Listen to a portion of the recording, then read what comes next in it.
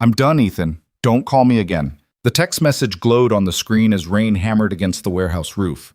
Ethan Mercer stared at those 9 words, his calloused hands still dusty from inspecting concrete foundations.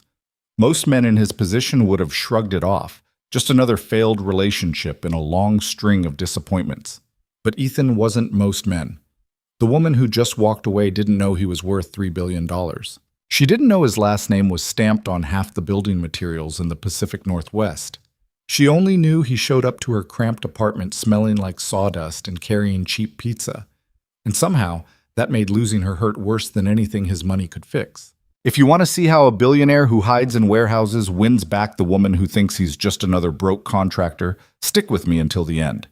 Hit that like button and drop a comment with your city so I can see how far this story travels. The cafe smelled like burnt espresso and wet wool.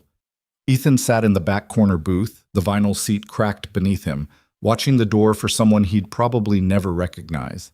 His sister had set this up 3 weeks ago, insisting he needed to get back out there after his divorce finalized. He'd agreed mostly to shut her up, then immediately regretted it. The rain outside had turned Spokane's streets into rivers. Water streamed down the cafe windows, distorting the headlights passing by into abstract smears of yellow and red. Ethan checked his watch again, 7:45. His blind date was now 45 minutes late. "Can I get you anything else?" The waitress appeared beside his table, coffee pot in hand, her expression somewhere between pity and annoyance. "I'm good, thanks." She glanced at the empty seat across from him. "You sure your friend is coming?" "Probably not," Ethan admitted. The waitress refilled his cup anyway, even though he hadn't touched the last one. He appreciated the gesture. Most people in this city had no idea who he was, which was exactly how he preferred it. The Mercer family name carried weight in certain circles: real estate development, construction materials, commercial property. But Ethan himself looked nothing like the Forbes profile photos his PR team kept trying to make him update. Tonight he wore old jeans with concrete dust still clinging to the knees, a faded flannel shirt, and work boots that had seen better days. His dark hair needed a cut. His jaw needed a shave. He looked exactly like what he'd been doing all afternoon, crawling through an unfinished warehouse development in the industrial district, checking welds and arguing with contractors about load-bearing specifications. His phone buzzed. A text from his sister. "How's it going?" "She didn't show," he typed back. "What? Are you sure you're at the right place?" "Yeah. Been here almost an hour." "Ethan, I swear to God, if you're sitting in some construction site pretending—" He didn't bother responding. Rachel meant well, but she didn't understand that he wasn't avoiding dating because he was scared. He was avoiding it because every woman his sister introduced him to wanted the same thing: access to the Mercer fortune, invitations to the right parties, a photo op at charity galas. None of them wanted the guy who got genuinely excited about proper foundation drainage or spent his Saturdays teaching his 8-year-old son how to use a level. The cafe door crashed open. A woman stumbled inside, absolutely drenched, her dark hair plastered to her face and neck. She clutched the hand of a small girl, maybe 6 or 7 years old, who looked equally soaked but somehow less miserable about it. The girl wore a bright yellow raincoat and red boots, and her eyes swept the cafe with open curiosity, while the woman looked like she wanted the floor to swallow her whole. "Shit," the woman muttered, loud enough for Ethan to hear from across the room. She glanced around frantically, then spotted him in the back booth. Their eyes met. She looked absolutely mortified. Ethan realized with a sinking sensation in his chest that this was his date. The woman approached slowly, the little girl's hand still firmly in hers. Up close, Ethan could see she was about 30, with the kind of face that probably looked kind when it wasn't currently twisted in embarrassment. Her jacket was cheap, definitely not waterproof, and her jeans were soaked through at the knees where she must have knelt in a puddle. "Ethan?" Her voice came out rough, like she'd been yelling over traffic. "Yeah, Clara? I am so sorry." She didn't sit down. The little girl did, though, sliding into the booth across from him and immediately grabbing a menu with wet fingers. "My babysitter canceled literally 45 minutes ago, and I couldn't just leave Lily alone, and I should have texted, but my phone died and—" She stopped, pressing her palm against her forehead. "I'm a complete disaster. You should just go. I'm sorry I wasted your time." The girl, Lily, looked up from the menu and her hands moved in quick, fluid gestures. Clara's entire demeanor shifted. Her hands moved too, responding in sign language with the kind of automatic grace that came from years of practice. Ethan watched them both, his brain trying to catch up with what was happening. "She wants to know if you're my boyfriend," Clara said finally, her cheeks flushing deeper red. "I told her no, I don't even know what to call this." "A blind date," Ethan supplied. "Your first one in a while?" "My first one in 3 years." Clara laughed, but it sounded more like a trapped animal than anything joyful, which should have been my sign that I'm not equipped for this anymore. Lily's hands moved again. This time she looked directly at Ethan while she signed, her expression serious. "What did she say?" Ethan asked. Clara hesitated. "She said you have kind eyes." Something shifted in Ethan's chest. He looked at the little girl, really looked at her, and saw someone who'd learned to read people carefully, the way kids do when they can't afford to make mistakes about who's safe. "Tell her thank you," he said. Clara's hands moved. Lily smiled, small and cautious. "Look," Clara said, "you really don't have to stay. I know this is weird and—" "Sit down," Ethan interrupted gently. "You're both soaked. At least have something hot to drink." Clara looked like she wanted to argue, but Lily was already peeling off her wet raincoat and making herself comfortable. After a moment, Clara slid into the booth beside her niece, moving like someone who expected the furniture to reject her. The waitress reappeared, clearly delighted by this development. "What can I get you ladies?" "Hot chocolate," Lily signed. Clara translated automatically. "Make that 2, Clara added. "And maybe some fries?" "Coming right up." They sat in awkward silence for a moment. Ethan watched Clara try to smooth her wet hair back from her face, a completely futile gesture that somehow made her look more human, not less. "So," he said finally, "babysitter flaked?" "That's a generous way to put it," Clara muttered. "She texted me 90 minutes ago saying her boyfriend surprised her with concert tickets. Just completely bailed. And before you ask, no, I don't have a backup. I don't have backup for anything, actually. I'm basically one minor catastrophe away from total collapse at all times." Lily's hands moved. Clara responded, then translated. "She says that's dramatic." "She's not wrong," Clara admitted, managing a weak smile. "How old is she?" Ethan asked. 7, almost 8. "She's yours?" The question came out wrong, too blunt, but Clara didn't seem offended. "My niece. I'm raising her. Long story." Lily tugged on Clara's sleeve, signing something quickly. "No, you can't have ice cream before dinner," Clara signed back. "We literally just talked about this." Ethan found himself smiling despite the strangeness of the situation. There was something grounding about watching them interact, the easy rhythm of their communication, the way Clara's whole posture softened when she looked at Lily. The hot chocolate arrived, along with a massive plate of fries that neither of them had actually ordered. The waitress winked at Lily, who grinned back. "So what do you do, Ethan?" Clara asked, wrapping her cold hands around the mug. "Rachel mentioned something about construction?" "I work in building materials," he said carefully. It was true enough. "Warehouses, mostly. Supply chain stuff. Pretty boring. Sounds stable. It pays the bills." "That's more than I can say." Clara immediately looked like she regretted the comment. "Sorry, I'm not usually this much of a mess. I swear I'm a semi-functional adult most days." "Most days?" "Okay. Some days." Lily laughed. A bright, clear sound that made several other customers turn and smile. Her hands moved rapidly and Clara's expression flickered between amusement and exasperation. "She says I'm functional at least 3 days a week," Clara translated, "which feels generous." "What do you do?" Ethan asked. "Graphic design, freelance, which is a fancy way of saying I panic about money constantly and take on too many projects I hate." She dragged a fry through ketchup without eating it. "I used to work for an agency, but the hours were impossible after I got Lily, so now I do logo designs for people who think $500 is too much, and also want 17 rounds of revisions." "Sounds frustrating." "It's survival." Clara finally ate the fry, then immediately grabbed another one. "What about you? Wife? Kids? Weird hobbies I should know about?" "Divorced. One son, Jake. He's 8. And I build furniture sometimes, if that counts as weird." "Build it how?" "Like with wood and tools." Ethan felt suddenly self-conscious. "Tables, chairs, bookshelves? Whatever needs making."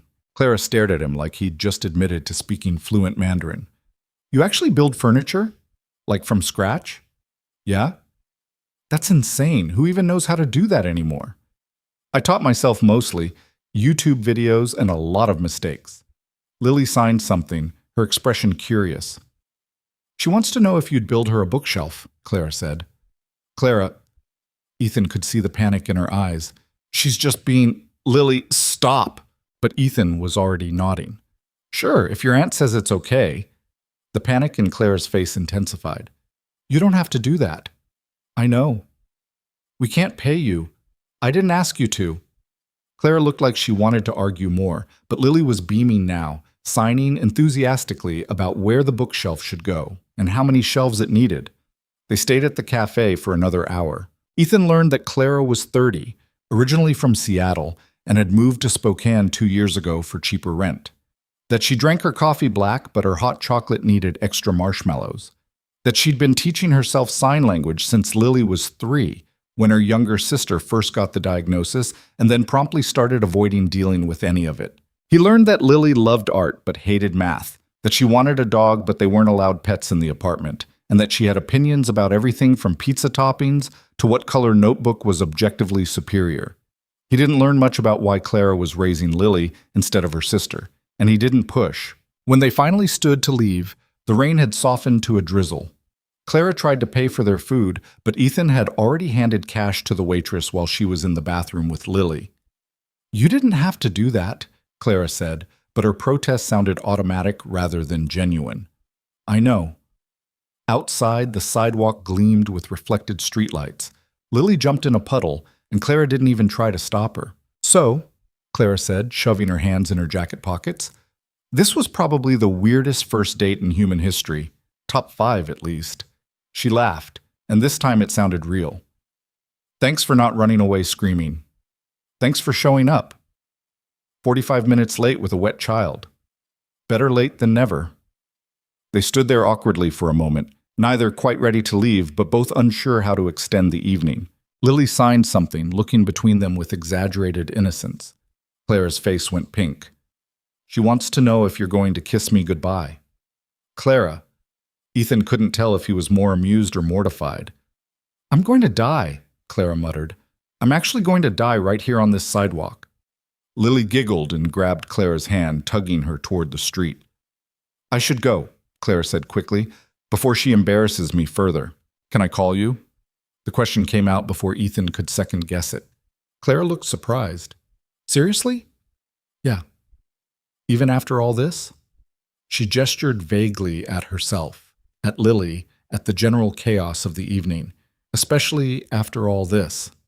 She studied his face like she was trying to figure out if he was messing with her. Whatever she saw must have satisfied her because she nodded slowly. Okay. Yeah. Call me. They exchanged numbers. Lily waved goodbye with both hands, and then they were gone, disappearing around the corner into the rainy Spokane night. Ethan stood there for a moment longer, his phone in his hand, watching the empty street. His sister called exactly 90 seconds later. Well? Rachel demanded before he even said hello. How was she? Did you like her? Was it awful? Are you going to see her again? It was fine. Fine. What does that mean? Ethan, I need details. She showed up late with her niece. We had coffee and fries. I'm seeing her again. Silence on the other end, then... Wait. You're seeing her again? Yeah. You never see them again? Well, this time I am. Oh my God, Rachel breathed. You actually like her. Ethan didn't answer, which was answer enough. What's she like? What does she do? Did you tell her about... I have to go, Rach. Ethan. He hung up and headed for his truck, parked 3 blocks away. The rain had picked up again, soaking through his flannel, but he didn't really care. His phone buzzed with a text from an unknown number. This is Clara, just making sure you didn't give me a fake number. He saved her contact and typed back, not fake, drive safe, we're walking. But thanks. Walking where? Home. It's only a mile. Ethan looked up at the rain, now coming down hard enough to sting. He typed, let me drive you. The response took a minute. You don't have to do that. I know. Where are you? She sent her location. Ethan jogged to his truck. He found them 2 blocks north, huddled under a bus stop shelter that wasn't doing much to keep them dry. Lily saw his truck first and pointed, signing something to Clara. Clara looked simultaneously relieved and embarrassed when he pulled up. "You really didn't have to." "Get in," Ethan said, leaning across to open the passenger door. She hesitated for exactly 2 seconds before helping Lily into the back seat and climbing in herself. The truck's interior was clean but worn, tools rattling in the bed, an old jacket wadded up behind the seat, the faint smell of sawdust and coffee. Nothing fancy. Nothing that would give him away. "Where to?" he asked. Clara gave him an address in one of the older neighborhoods, the kind where rent was cheap because everything was falling apart. They drove in comfortable silence. Lily fell asleep almost immediately, her head resting against the window. Clara watched her for a moment, then turned to look at Ethan. "You're a weird guy," she said softly. "Yeah? Yeah, good weird, I think, but weird. I'll take it. Most guys would have bailed the second I walked in with a kid. I'm not most guys."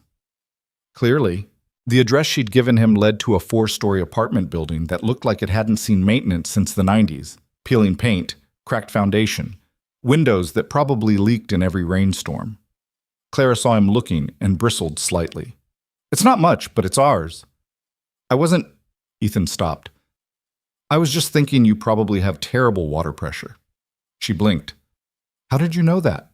"Building's old, galvanized pipes. They corrode. Whole system probably needs replacing." "Oh." Clara looked at the building with new eyes, like she'd never considered there might be a reason for all its problems. "Yeah, the pressure is awful." She unbuckled and gently shook Lily awake. The girl signed something sleepy and confused.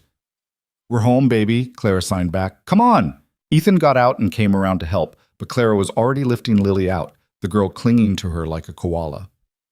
"Thanks for the ride," Clara said over Lily's shoulder. "And for everything, I guess." "Any time." She started toward the building, then stopped and turned back. "Ethan?" "Yeah?" "You meant it, right? About calling?" "Yeah, I meant it." She nodded, something uncertain but hopeful crossing her face. "Okay, good." He waited until they were inside before driving away. That night, Ethan stood in his own home, a sprawling estate in the hills south of the city that he mostly used for sleeping and ignoring, and thought about Clara's apartment building with its corroded pipes and broken foundation. His son was with his ex-wife for the weekend, so the house was empty except for him. 6 bedrooms, 4 bathrooms, a kitchen he never cooked in, and a living room that looked like a furniture showroom because his decorator had insisted minimalism is timeless. He hated it here. Ethan pulled out his phone and looked at Clara's contact information. It would be easy to check her out properly, run a background search, see her financial situation, confirm the whole story about her sister and Lily. His assistant could have a full report on his desk by Monday morning. He deleted the thought as soon as it formed. Whatever Clara was dealing with, she'd tell him when she was ready. Or she wouldn't. Either way, he wasn't going to treat her like a business deal that needed due diligence. His phone rang.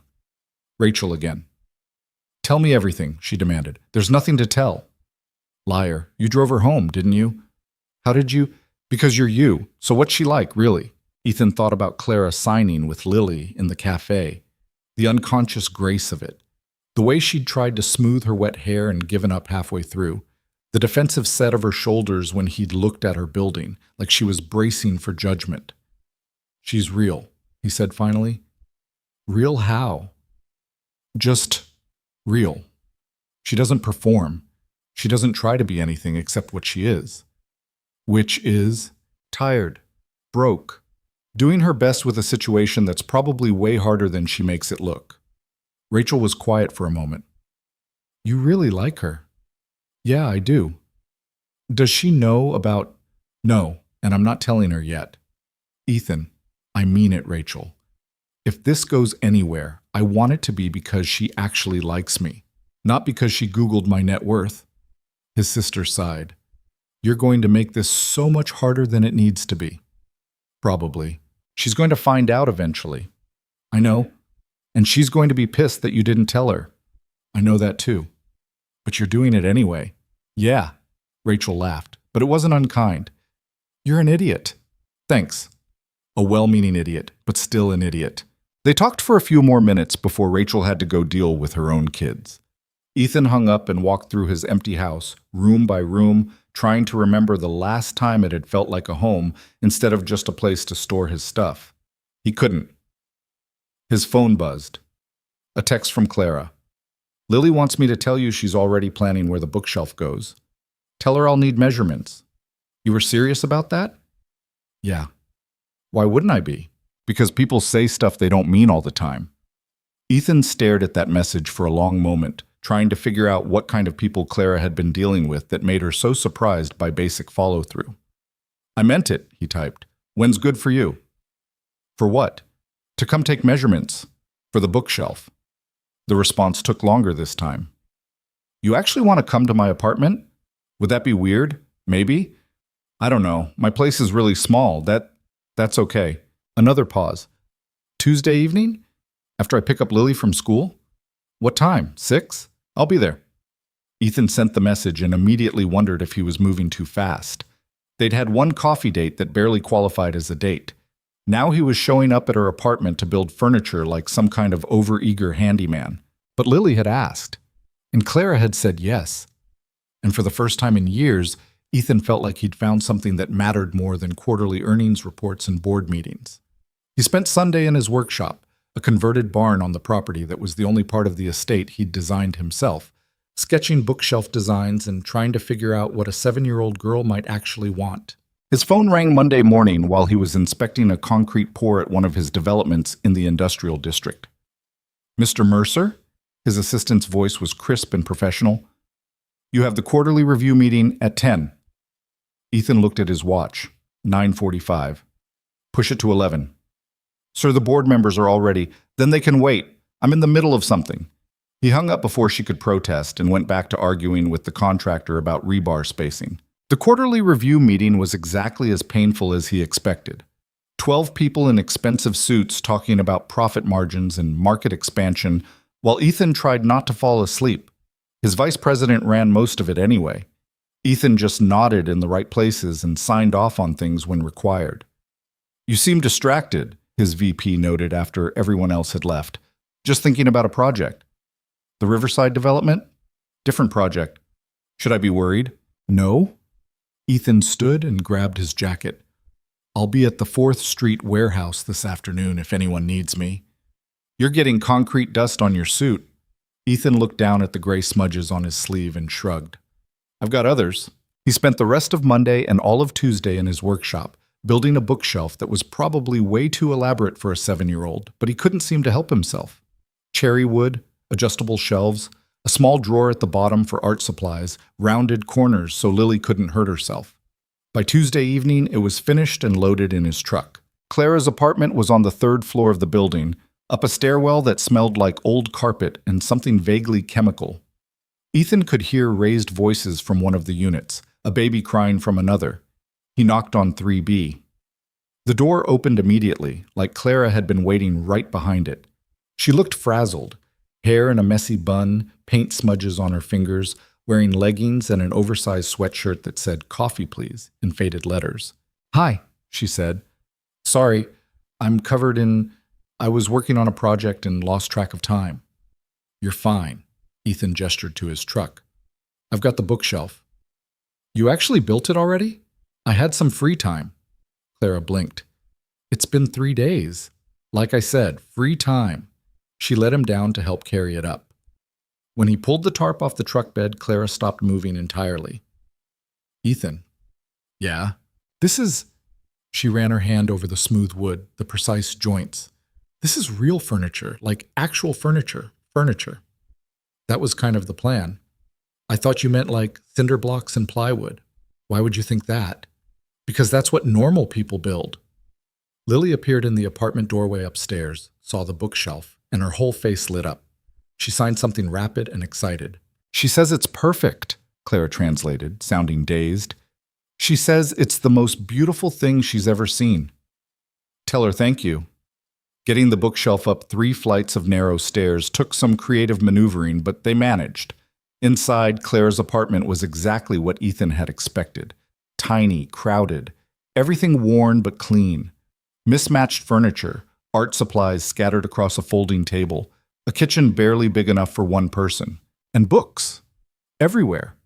Stacked on the floor, crammed into a leaning particle board shelf, piled on the windowsill. Lily directed them to place the bookshelf against the wall in what appeared to be a shared bedroom.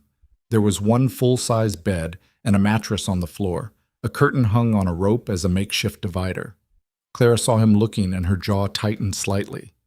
"I know it's not much." "Where do you work?" Ethan asked instead. "What?" "Your design work. Where do you do it?" "Oh." Clara pointed to the folding table in the living room, currently buried under sketches and a laptop that looked like it predated smartphones. "There." "And Lily does her homework there too?" "When there's space, yeah." Ethan filed that information away without comment. They spent the next hour loading Lily's books onto the new shelves. She organized them by color first, then by size, then changed her mind and reorganized them by which ones she liked best. Clara sat on the floor beside her, offering suggestions and occasionally fixing the stacks when they got too precarious. Ethan stood back and watched them work, and something in his chest felt almost painful. This was what his enormous empty house had been missing. "You hungry?" Clara asked eventually, looking up at him. "I was going to order pizza." "I can do better than that," Ethan said before thinking. "Better how?" "Let me cook something." Clara stared at him. "You cook?" "Sometimes." "In my kitchen?" She gestured at the narrow galley space. "There's barely room to boil water." "I've worked in smaller spaces." That was a lie. He'd never worked in a space this small, but he'd watched enough cooking videos to improvise. Clara looked skeptical, but intrigued. "What would you even make?" "What have you got?" 20 minutes later, Ethan was somehow making pasta carbonara in a kitchen the size of a closet, while Lily did her homework at the now cleared folding table, and Clara sat on the counter because there was literally nowhere else to sit. "This is surreal," Clara said, watching him work. "You build furniture and cook? What are you, some kind of domestic wizard?" "I'm just a guy who likes making things. Most guys I know can barely make toast. You know the wrong guys." She laughed. "Clearly." Dinner was chaotic and perfect. They ate crowded around the small table, Lily getting sauce on her face and signing enthusiastically about her day at school. Clara translated, adding commentary that made Ethan laugh harder than he had in months. Afterward, while Clara was getting Lily ready for bed, Ethan did the dishes. The kitchen sink was tiny and the water pressure was indeed terrible, but he managed. Clara emerged from the bedroom looking exhausted. "She wants you to say goodnight." Ethan followed her back to the bedroom, where Lily was already in bed, her new bookshelf visible from where she lay. She signed something, looking at him seriously. "She says thank you for her bookshelf," Clara translated. "She says it's the best present anyone ever gave her." Ethan felt something tighten in his throat. "Tell her she's welcome." Clara's hands moved. Lily smiled and waved, then rolled over and closed her eyes. Back in the living room, Clara sank onto the couch with a heavy sigh. "I don't know how to thank you for all this." "You don't have to thank me." "Yes, I do. The bookshelf alone. Ethan, that thing is worth more than my rent. It's just wood." "It's not just wood, and you know it." She looked at him steadily. "Why are you doing this, really?" Ethan sat down in the only chair, a threadbare armchair that had definitely seen better decades. "Because I wanted to." "That's not an answer." "It's the only answer I have." Clara studied him for a long moment, her eyes searching his face for something. "Most guys would have run after the first date. Kid, chaos, all of it. But you're sitting in my crappy apartment doing dishes and building furniture like it's completely normal." "Maybe it is normal. For me." "Nothing about you is normal, Ethan Mercer."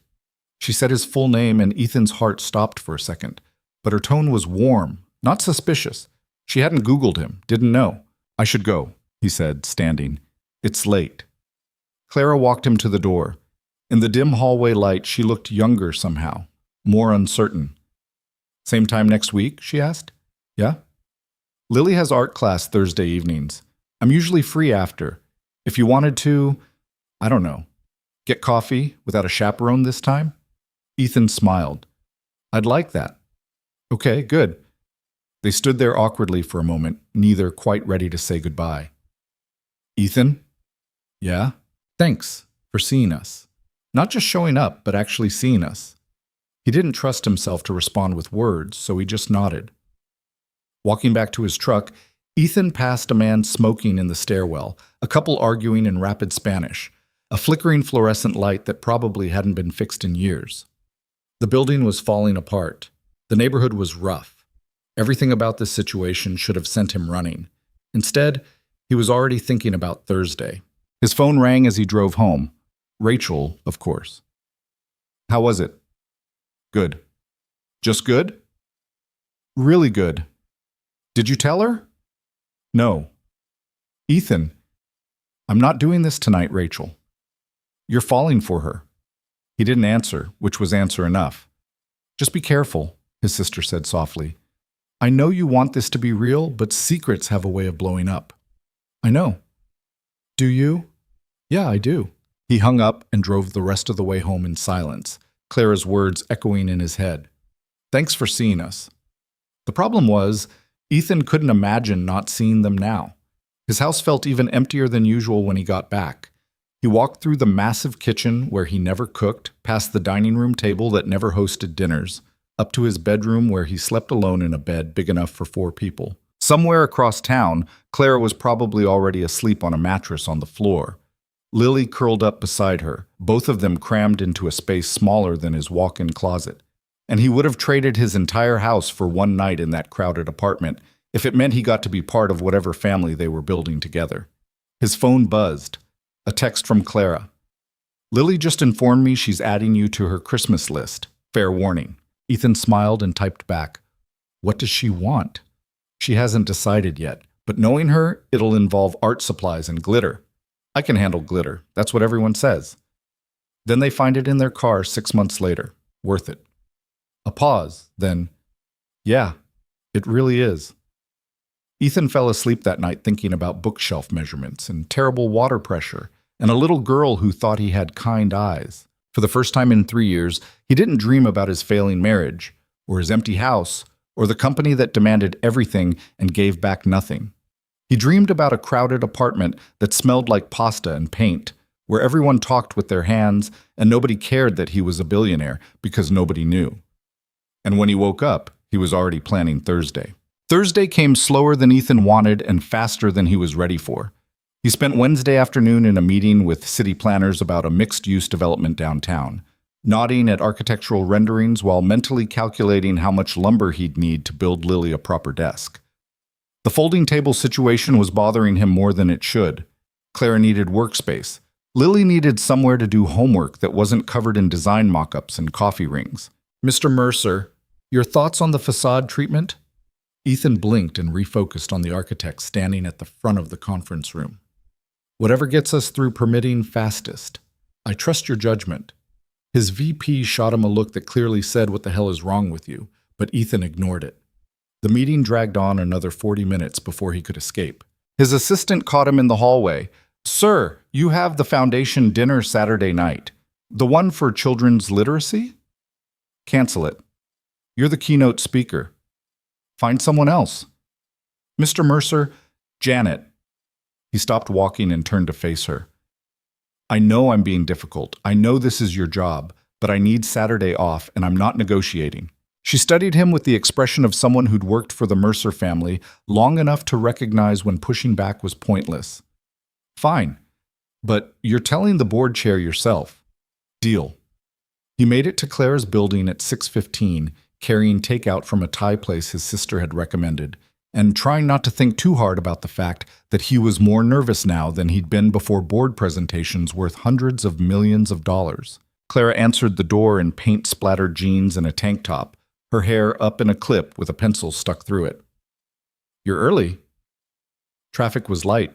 Is that a problem? No, just, she gestured vaguely at herself. I'm a mess. Lily's still at art class. I was going to shower before you got here. You look fine. I have cerulean blue in my hair. I don't know what that is. It's a shade of paint in my hair because I'm a professional disaster. Ethan held up the takeout bag. I brought food. Clara's expression softened. You didn't have to do that. I know. Can I come in or are we eating in the hallway? She stepped aside, laughing. Sorry. Yeah, come in. The apartment looked different in the early evening light. Still small, still crowded, but somehow more lived in than last time. Lily's artwork covered one wall now, held up with painter's tape. The new bookshelf stood proud in the bedroom doorway, fully loaded and organized. Clara saw him looking. She rearranges it every day. I've stopped trying to keep track of her system. That's good. Means she's using it. Using it? She talks about it constantly. Well, signs about it. You know what I mean. Clara cleared space on the folding table, moving design sketches and a laptop that looked like it might die any second. What did you bring? Pad thai, spring rolls, some kind of curry thing the guy recommended? The guy? At the restaurant. You went there in person? Yeah? Clara sat down across from him, shaking her head slightly. Most people just order delivery. I was already out. Where? Good question. Ethan had actually driven from a job site in the industrial district, but saying that would require explaining what he was doing there, which would lead to questions he wasn't ready to answer. Running errands. Clara accepted this without pressing. They ate straight from the containers because she only had 4 plates and most of them were in the sink. The pad thai was good. The spring rolls were better. The curry was too spicy for either of them, but they kept eating it anyway. So, Clara said, around a mouthful of noodles. Tell me about your son. Jake? You have another one I don't know about? Just Jake. He's 8. Smart kid. Too smart sometimes. What does that mean? It means he asks questions I don't always know how to answer. Ethan set down his fork. He's with his mom this week. We split custody 50-50. That must be hard. It's not ideal. How long have you been divorced? Final papers came through about 8 months ago. We were separated for a year before that. What happened? If you don't mind me asking. Ethan thought about how to answer that honestly without getting into territory he wasn't ready to explore. We wanted different things. She wanted the life that came with my last name. I wanted to actually live instead of performing all the time. Clara was quiet for a moment. What does that mean? Performing? Parties, galas, charity events, where everyone spends more on their outfit than most people make in a month. Standing around making small talk with people who only care about what you can do for them. He realized he was saying too much and pulled back. My ex-wife loved all that. I didn't. Eventually, that became a problem we couldn't fix. Sounds exhausting. It was. Is that why you dress like you're about to demo a house? Ethan looked down at his worn jeans and faded Henley. I dress like this because it's comfortable. And because it pisses off your ex-wife? That's just a bonus. Clara laughed, and the sound filled the small apartment like light. I like you, Ethan Mercer. You're weird, but I like you. I'll take it. They finished eating, and Clara insisted on doing dishes, even though there were only a few containers to rinse. Ethan stood in the doorway to the tiny kitchen, watching her work, and trying to figure out when he'd become the kind of person who found dishwashing romantic. How long until you pick up Lily? He asked. Clara checked her phone. About an hour. Her teacher usually runs late because the kids don't want to leave. You want to show me what you're working on? She turned, surprised. My design stuff? Yeah. It's boring. Show me anyway. Clara dried her hands and led him to the folding table, pulling up files on her ancient laptop. The screen flickered twice before loading. I'm doing a logo redesign for a real estate company. They want something modern but trustworthy, which is code for, we have no idea what we want and we'll reject everything you show us. Ethan looked at the mock-ups on her screen. They were good. Clean lines, smart use of negative space, the kind of professional work that should have been commanding serious money. What are they paying you? $300? For a logo? For the logo, 3 revision rounds, and all file formats. Clara's voice had an edge to it. I know it's not enough. But I need the money, so... You're undercharging. Thanks, I hadn't noticed. Clara. I know. Okay? She closed the laptop harder than necessary. I know I'm undercharging. I know I'm letting clients walk all over me. I know I should have better boundaries and charge what I'm worth and all that empowering freelancer bullshit.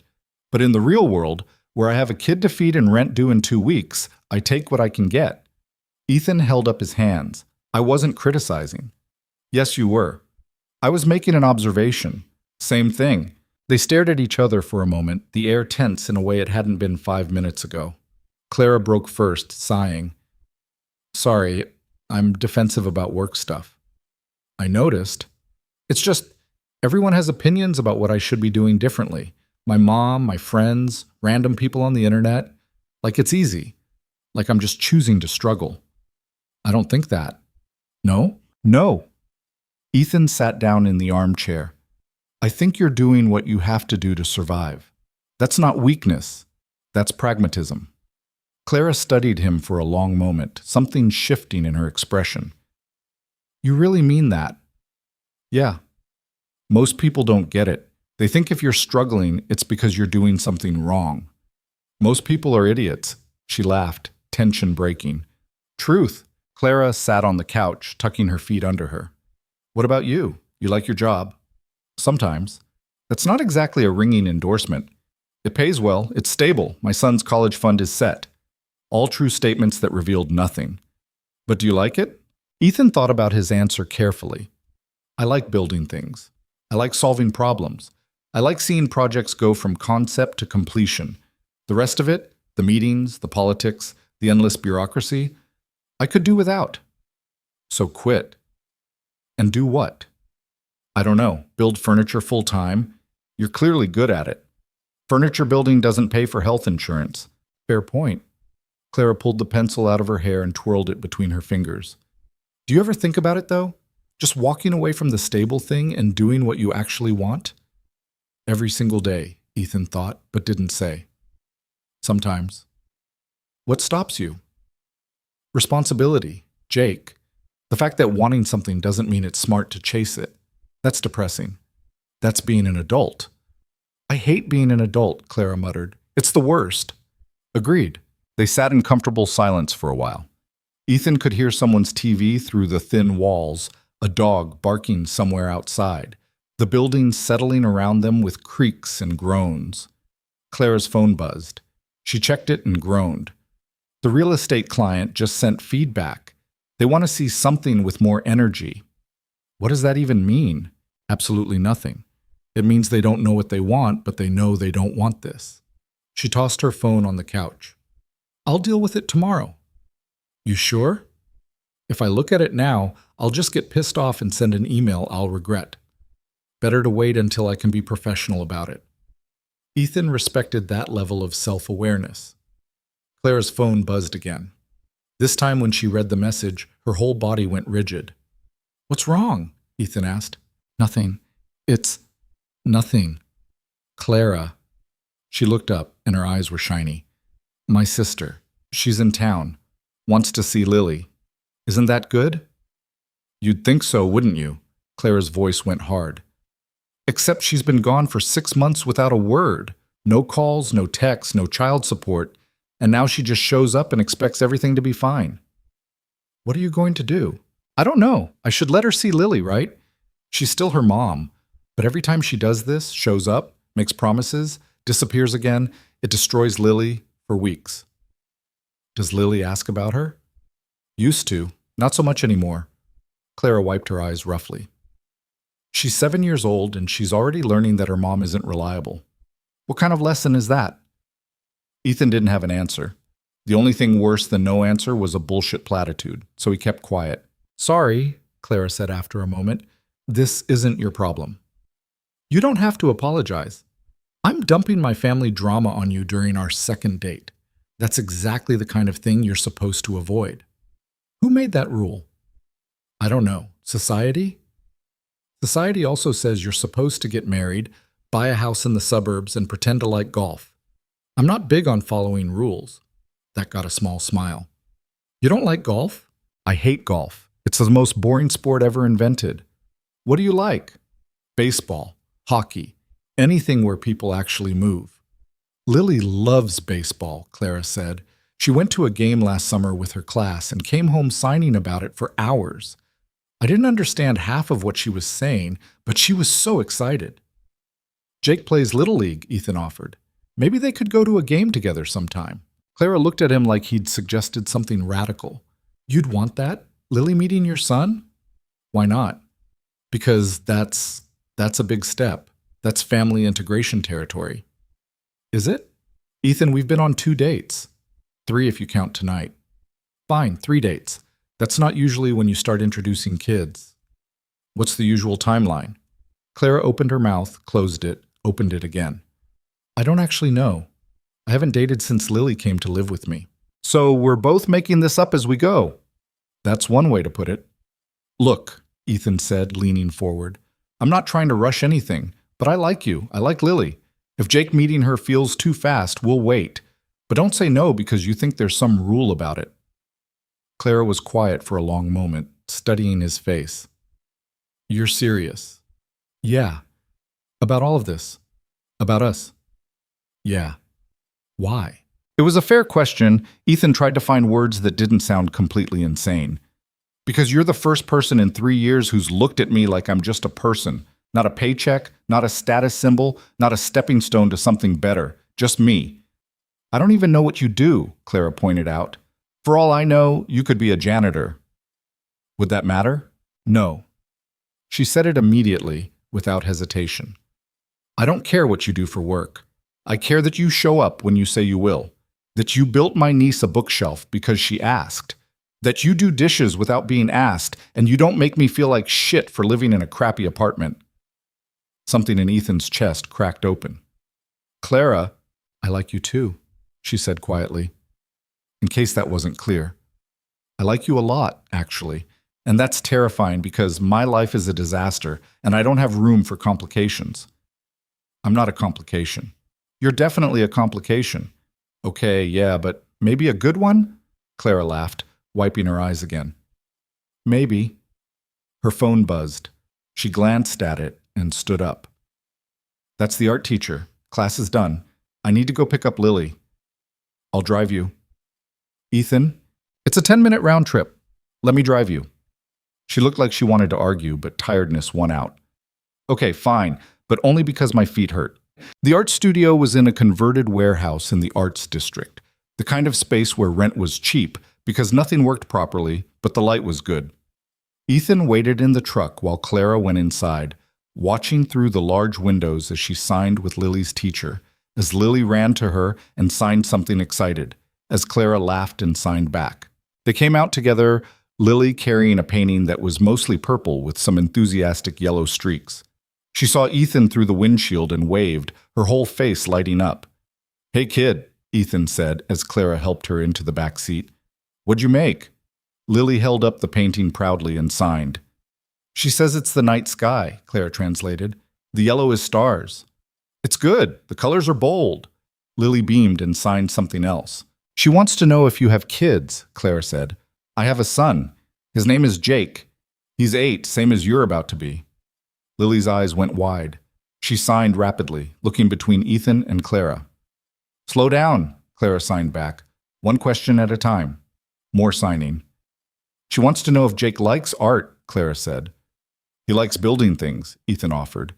Legos mostly, and he's really into dinosaurs right now. Lily considered this seriously, then signed something that made Clara laugh. What? Ethan asked. She says any boy who likes dinosaurs is probably okay. High praise. They drove back to the apartment, Lily chattering in sign language the entire way. Clara translated occasionally, mostly when Lily asked Ethan direct questions about Jake, or what kind of dinosaurs were his favorite, or whether he thought pterodactyls were actually dinosaurs, or just flying reptiles. I don't know, Ethan admitted. That's a Jake question. He'd have opinions. Lily signed something emphatic. She says pterodactyls are definitely not dinosaurs, and anyone who says otherwise is wrong, Clara translated, trying not to smile. She's very passionate about this. I can see that. Back at the apartment, Lily went straight to her bookshelf to reorganize it again, while Clara put away her art supplies. You want coffee? Clara asked. Fair warning, it's terrible. My coffee maker is from 1987, and I'm pretty sure it's haunted. How can a coffee maker be haunted? It makes weird noises, and sometimes the coffee comes out brownish instead of actual brown. I don't know what else to call that. I'll risk it. The coffee was indeed terrible, but Ethan drank it anyway. They sat at the folding table while Lily rearranged her bookshelf for the 3rd time, comfortable in a way that felt too easy for how little time they'd actually spent together. I should probably go, Ethan said eventually. It's getting late. Yeah, probably. Neither of them moved. About my sister, Clara said abruptly. I'm going to tell her no. About seeing Lily. You sure? No. But I'm doing it anyway. She doesn't get to disappear for months and then waltz back in when it's convenient. That's not how parenting works. It's your call. You think I'm being too harsh. I think you're protecting your kid. That's not harsh. That's being a good parent. Clara's eyes went shiny again. You can't just say stuff like that. Why not? Because it makes me want to cry, and I'm already an emotional disaster today. Ethan reached across the table and took her hand. Her fingers were cold and paint-stained, and she gripped his like a lifeline. Thank you, she said quietly, for being here, for not running away screaming. I'm not going anywhere. You say that now. I'll say it tomorrow, too. Clara squeezed his hand once more, then let go. I'll walk you out. At the door they stood in the narrow hallway, close enough that Ethan could see the flecks of paint she'd missed in her hair. Same time next week? She asked. Or sooner if you want. Sooner? I'm free Saturday, if you are. I have to work. Client revisions. Sunday? Clara hesitated. Sunday's good, but fair warning. Lily will be with me. My babysitter quit. Well, fired me. Apparently I don't pay enough. Bring her. To a date? Why not? Worked the first time. Clara shook her head, but she was smiling. You're so weird. You mentioned that. I'm going to keep mentioning it until you acknowledge how weird this is. Deal. She kissed him then, quick and soft and tasting like terrible coffee. Then she pulled back, looking startled at herself. Sorry, she said. I should have asked. Ethan kissed her back, slower this time, one hand coming up to cup her face. When they broke apart, Clara's cheeks were pink and her eyes were bright. Oh, she said. Yeah. That was... Yeah. She laughed, breathless. Okay, good, great. Sunday then? Sunday. Ethan made it halfway down the stairs before he heard her door open again. Ethan? He turned. Clara was leaning out into the hallway, her hair falling out of its clip. I really like you, she called down. Like a concerning amount for 3 dates. Same, he called back. Okay, good. Just wanted to make sure we were on the same page. We are. She grinned and disappeared back inside. Ethan sat in his truck for a solid 5 minutes before starting the engine, trying to remember the last time a kiss had made his hands shake. High school, maybe. Possibly never. His phone rang. Rachel? Because of course it was. How was the date? Good. Just good? Really good. Did you tell her yet? No? Ethan, I kissed her. Silence. Then, you what? She kissed me first. Then I kissed her back. Then we agreed to see each other Sunday. Oh my God, Rachel breathed. You're in deep. Yeah, like really deep. I know. And you still haven't told her who you are. No. This is going to blow up in your face. Probably. But you're doing it anyway. Yeah. His sister sighed. You're an idiot. But you sound happy, so I guess that counts for something. Thanks? When do I get to meet her? Not yet. Why not? Because you'll tell her I'm a billionaire within 5 minutes and ruin everything. I would not...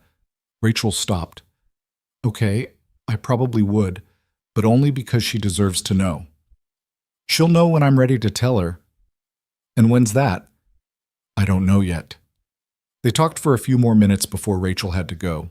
Ethan drove home through empty streets, the city quiet around him. His house was dark when he pulled up. He'd forgotten to leave lights on again. Inside, the silence was oppressive. He walked through rooms that cost more than most people's yearly salary and felt nothing but the absence of what he'd just left. A crowded apartment, terrible coffee, a little girl reorganizing her bookshelf while her aunt translated questions about dinosaurs. That was home. This was just where he kept his stuff. Ethan's phone buzzed, a text from Clara. Lily wants to know if Jake can come on Sunday too. He smiled and typed back, Let me ask him. She's already planning activities. Fair warning. What kind of activities? I honestly have no idea. She's being very secretive about it. Tell her Jake's in. You haven't asked him yet. He'll say yes. Trust me. Another text came through. I'm trusting you with a lot lately. I know. I won't mess it up. You better not. Lily really likes you. If you break her heart, I'll have to kill you. Noted. And before you ask, yes, I'll be sad about it, but I'll still do it. Also noted. A pause. Then, I really like you too, by the way, in case the kiss didn't make that clear. Ethan stared at that message for a long moment, something warm spreading through his chest. The kiss made it clear, he typed. But it's nice to hear anyway. Good night, Ethan. Good night, Clara. He fell asleep on his couch, still in his jeans, his phone clutched in his hand like a teenager. And when he dreamed, it was about Sunday afternoons and terrible coffee and a woman with paint in her hair who looked at him like he was worth seeing. Saturday morning, Ethan called his ex-wife. I need to change weekend plans, he said when she picked up. Ethan, we have a custody agreement. I know. I'm not asking to skip my weekend. I'm asking if Jake can meet someone. Silence. Someone? I'm seeing someone. It's new, but it's good. And she has a niece. I thought maybe the kids could meet. You're dating? His ex-wife sounded genuinely surprised. Since when? A few weeks? And you're already introducing her to Jake? It's not that simple. She brings her niece everywhere. The kid's 7. If I want to see Clara, Lily comes with the package. Clara, his ex repeated. What does she do? Here it was. The test. Graphic design, freelance. Oh. The single syllable carried a world of judgment. Does she know about...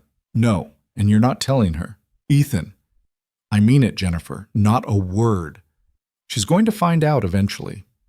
Let me worry about that. His ex-wife sighed. Fine. Bring Jake back Sunday evening instead of Monday morning. But Ethan, be careful. I don't want him getting attached to someone who's going to disappear. She's not going to disappear. You don't know that. Yeah, Ethan said quietly. I do. He picked up Jake Saturday afternoon. His son bounded out of the house with a backpack full of dinosaur books and endless energy. Dad, Mom said we're meeting new people tomorrow. We are. Who? A friend of mine and her niece. The girl's about your age. Jake's nose wrinkled. Is she weird? Probably, but good weird. What's her name? Lily. She's 7, almost 8. And Jake? She's deaf. So she talks with her hands instead of words. Jake absorbed this information with the seriousness of someone much older. Does she know dinosaurs? I think so. Okay, I'll bring my books to show her. That night, Jake peppered him with questions. What did Clara look like? Where did they live? Did they have any pets? Would there be snacks? I don't know about snacks, Ethan admitted. That's a critical planning failure, Dad. Since when do you say things like critical planning failure? Mom's boyfriend says it. He works in logistics. Ethan decided not to touch that comment. We'll bring snacks then. What kind is Lily like? How should I know? I've never met her. Fair point. Sunday morning, they stopped at a grocery store. Jake selected enough snacks to feed a small army, including 3 different kinds of cookies and something called fruit leather that looked deeply suspicious. This is too much, Ethan said. You can't show up to meet new people without good snacks, Dad. That's basic social protocol. Where are you learning this stuff? The internet. Great, that's great. They showed up at Clara's apartment at 11, Ethan carrying 2 grocery bags and Jake carrying his dinosaur encyclopedia like a security blanket.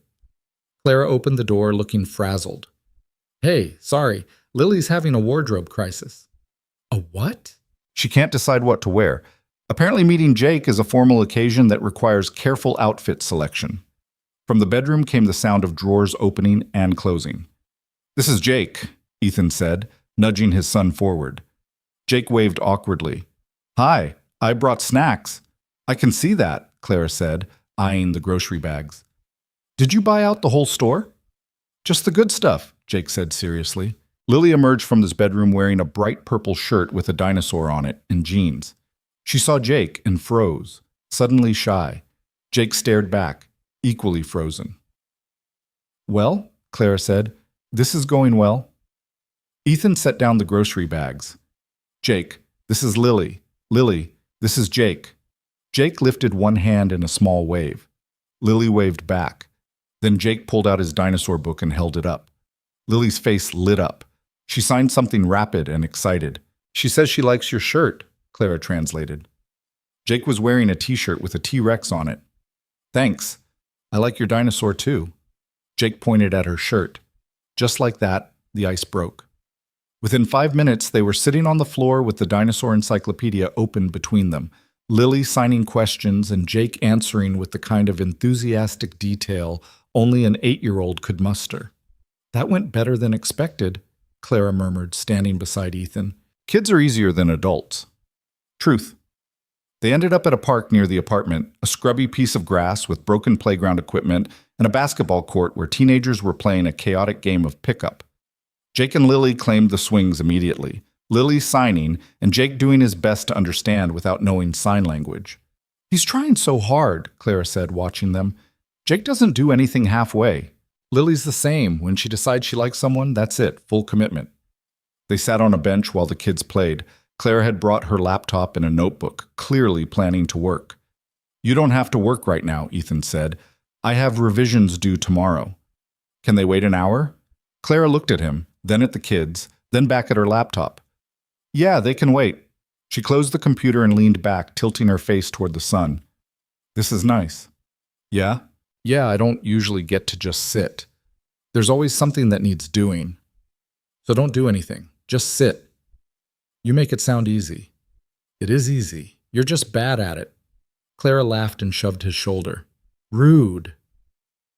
They sat in comfortable silence, watching Jake push Lily on the swings, both kids laughing. After a while, Lily hopped off and signed something to Jake. He nodded, and they ran toward the basketball court, stopping at a safe distance to watch the teenagers play. Do you think they'll be friends? Clara asked. Yeah, I think they already are. That was fast. Sometimes things just work. Clara looked at him, something soft in her expression. Yeah, sometimes they do. Ethan's phone buzzed. A text from his VP. Board meeting moved to Tuesday. We need you there. He turned the phone off without responding. Work? Clara asked. Nothing that can't wait. You sure? You can take it if you need to. I'm sure. They stayed at the park until the kids got hungry, then walked to a taco truck parked on the corner. Jake and Lily sat on the curb eating their food while Ethan and Clara stood nearby, close enough that their shoulders touched. Thank you for this, Clara said quietly. For what? Bringing Jake. Making this feel normal. My life's been so chaotic for so long, I forgot what normal felt like. This is normal for me too, Ethan said. The good kind of normal. Clara leaned into him slightly, and Ethan wrapped an arm around her shoulders without thinking about it. She fit there perfectly, her head just under his chin. My sister texted again, she said after a moment. She's pissed I won't let her see Lily. What did you say? That she can see her when she's ready to actually commit to being a parent, instead of just visiting when it's convenient. How'd she take it? About as well as you'd expect, lots of guilt-tripping and blame-shifting. Clara sighed. I know I'm doing the right thing, but it doesn't feel good. The right thing usually doesn't. They stayed like that for a while, watching the kids and the traffic and the city moving around them. Eventually, Jake and Lily finished eating and came over, both talking excitedly. Jake in words, Lily in signs that Clara translated. They want to go to a museum, Clara said. Specifically, the Natural History Museum. Apparently there's a dinosaur exhibit. We can do that, Ethan said. Now? Why not? Clara looked uncertain. Museum admission isn't cheap, and parking, and I've got it covered. Ethan, Clara. He turned to face her properly. Let me do this, please. She searched his face for a long moment, then nodded. Okay, but I'm buying lunch after. Deal. The museum was packed with families, the dinosaur exhibit especially crowded. Jake immediately appointed himself Lily's tour guide, pointing out different fossils and signing their names with his own invented sign language that bore no resemblance to actual ASL, but somehow Lily understood anyway. Claire and Ethan followed behind them, occasionally intercepting when they tried to climb barriers or touch things marked "Do Not Touch." They're going to get us kicked out, Claire said, watching Jake gesture wildly at a triceratops skull while Lily giggled. Probably worth it. They made it through the whole exhibit without incident, though it was a close call when Jake tried to convince the museum guard that he needed to see the fossil preparation lab for research purposes. Afterward, Clara insisted on buying everyone ice cream from a cart outside. They sat on the museum steps, all four of them sticky and happy. "Best Sunday ever," Jake declared through a mouthful of chocolate. Lily signed her agreement enthusiastically. "We should do this again," Jake said, looking at Ethan. "Can we?" Before Ethan could answer, Lily was signing the same question to Clara.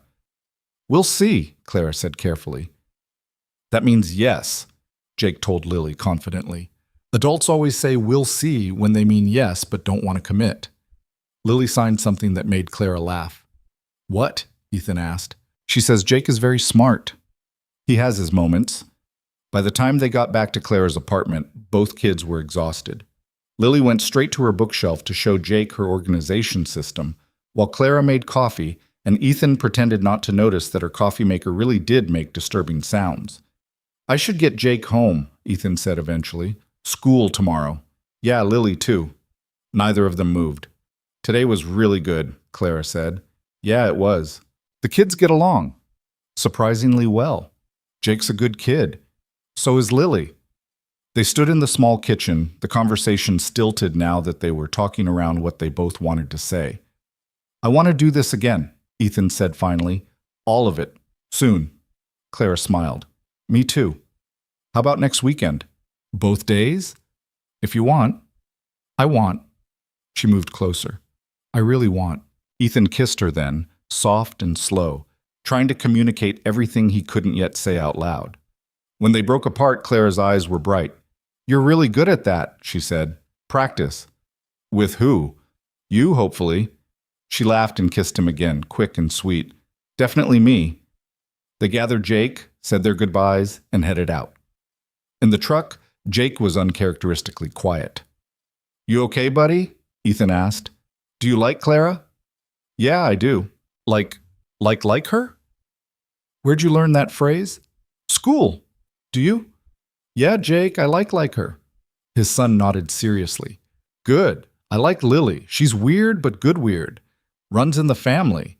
Can we see them again next weekend?" "That's the plan." "Every weekend?" "Probably." Jake absorbed this information, then nodded once. "Okay, that's good. Mom's boyfriend is boring, but Clara's cool, and Lily knows dinosaurs." High praise. "The highest," Jake agreed solemnly. They drove in comfortable silence.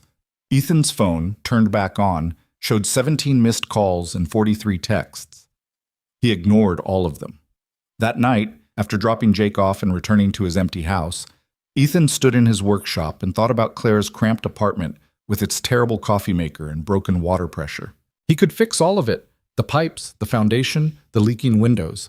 He could write a check that would move her into a better building, a safer neighborhood. He could make her life easier with a single phone call. But she'd never forgive him for it. Clara didn't want to be rescued. She wanted to be seen. And for the first time in years, Ethan understood the difference. His phone buzzed, a text from Clara. "Lily says thank you for the museum, and the snacks, and for bringing Jake. Tell her any time. She also says you have to come to her birthday party next month. Wouldn't miss it. Fair warning, it'll probably be chaos. 7-year-olds are feral. I've met Jake. I know about feral." A pause, then, "Thank you for today, for all of it. You make me feel like maybe I'm not completely failing at this." Ethan read that message 3 times, his chest tight. "You're not failing," he typed. "You're amazing. Lily's lucky to have you. I'm lucky to have you." He stared at those 5 words for a long time before responding. "Same." That night, Ethan didn't dream about his empty house, or his demanding company, or the fortune he'd inherited that felt more like a burden than a blessing. He dreamed about Sunday afternoons at the park, about kids who became instant friends, about a woman with paint in her hair who was teaching him what it meant to be seen for who he actually was. And when he woke up Monday morning to his assistant calling about an emergency board meeting, he told her to handle it and went back to sleep. Some things, he was learning, mattered more than money. The call came on a Wednesday afternoon while Ethan was elbow-deep in foundation specs for a commercial project downtown. His phone vibrated across the desk, Clara's name lighting up the screen. He answered immediately, already smiling. "Hey." "Nothing. Just breathing, uneven and shaky. Clara? She's gone. Her voice came out fractured, barely holding together. My sister, she took off again, for good this time. Ethan was already grabbing his keys. Where are you? Home. I'm at home. Lily's at school. She doesn't know yet, and I don't know how to tell her that her mom just... Clara's voice broke completely. There's paperwork, so much paperwork, legal guardianship forms and custody agreements, and I don't have a lawyer. I don't have money for a lawyer. I don't even know where to start. I'm coming over. You don't have to. I'm already in my truck, 20 minutes. He made it in 15, taking corners faster than he should have and ignoring 3 calls from his office. Clara's building looked the same as always, peeling paint, cracked sidewalk, the perpetual smell of garbage from the dumpster around back. But somehow it felt different now, like the weight of what was happening inside had changed the whole structure. Clara opened the door before he could knock. She looked wrecked, red eyes, hair tangled, still wearing what she'd probably slept in. Papers covered every surface of the small apartment, legal documents, court forms, printed articles about custody law. She left a note, Clara said without preamble, holding up a piece of notebook paper covered in messy handwriting. Taped to my door this morning, said she can't do this anymore, that Lily's better off with me, that she's sorry. Clara, sorry, Clara laughed, but it sounded more like something breaking. She's sorry. Like that fixes anything. Like sorry is enough after abandoning your kid for 2 years. Ethan took the note, read it quickly. The handwriting was erratic, the message shorter than a grocery list. Barely a paragraph to explain why a mother was walking away from her daughter. She signed over her rights, Clara continued, shuffling through papers with shaking hands. Just like that.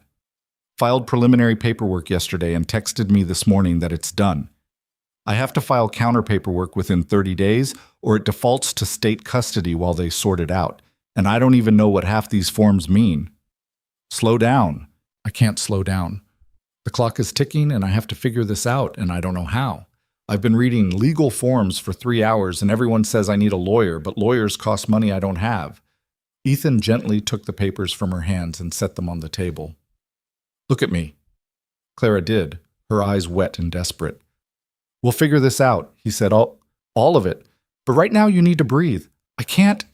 Yes, you can. In through your nose, out through your mouth. Ethan, I don't need a breathing exercise. I need a lawyer and about $10,000 I don't have. Clara.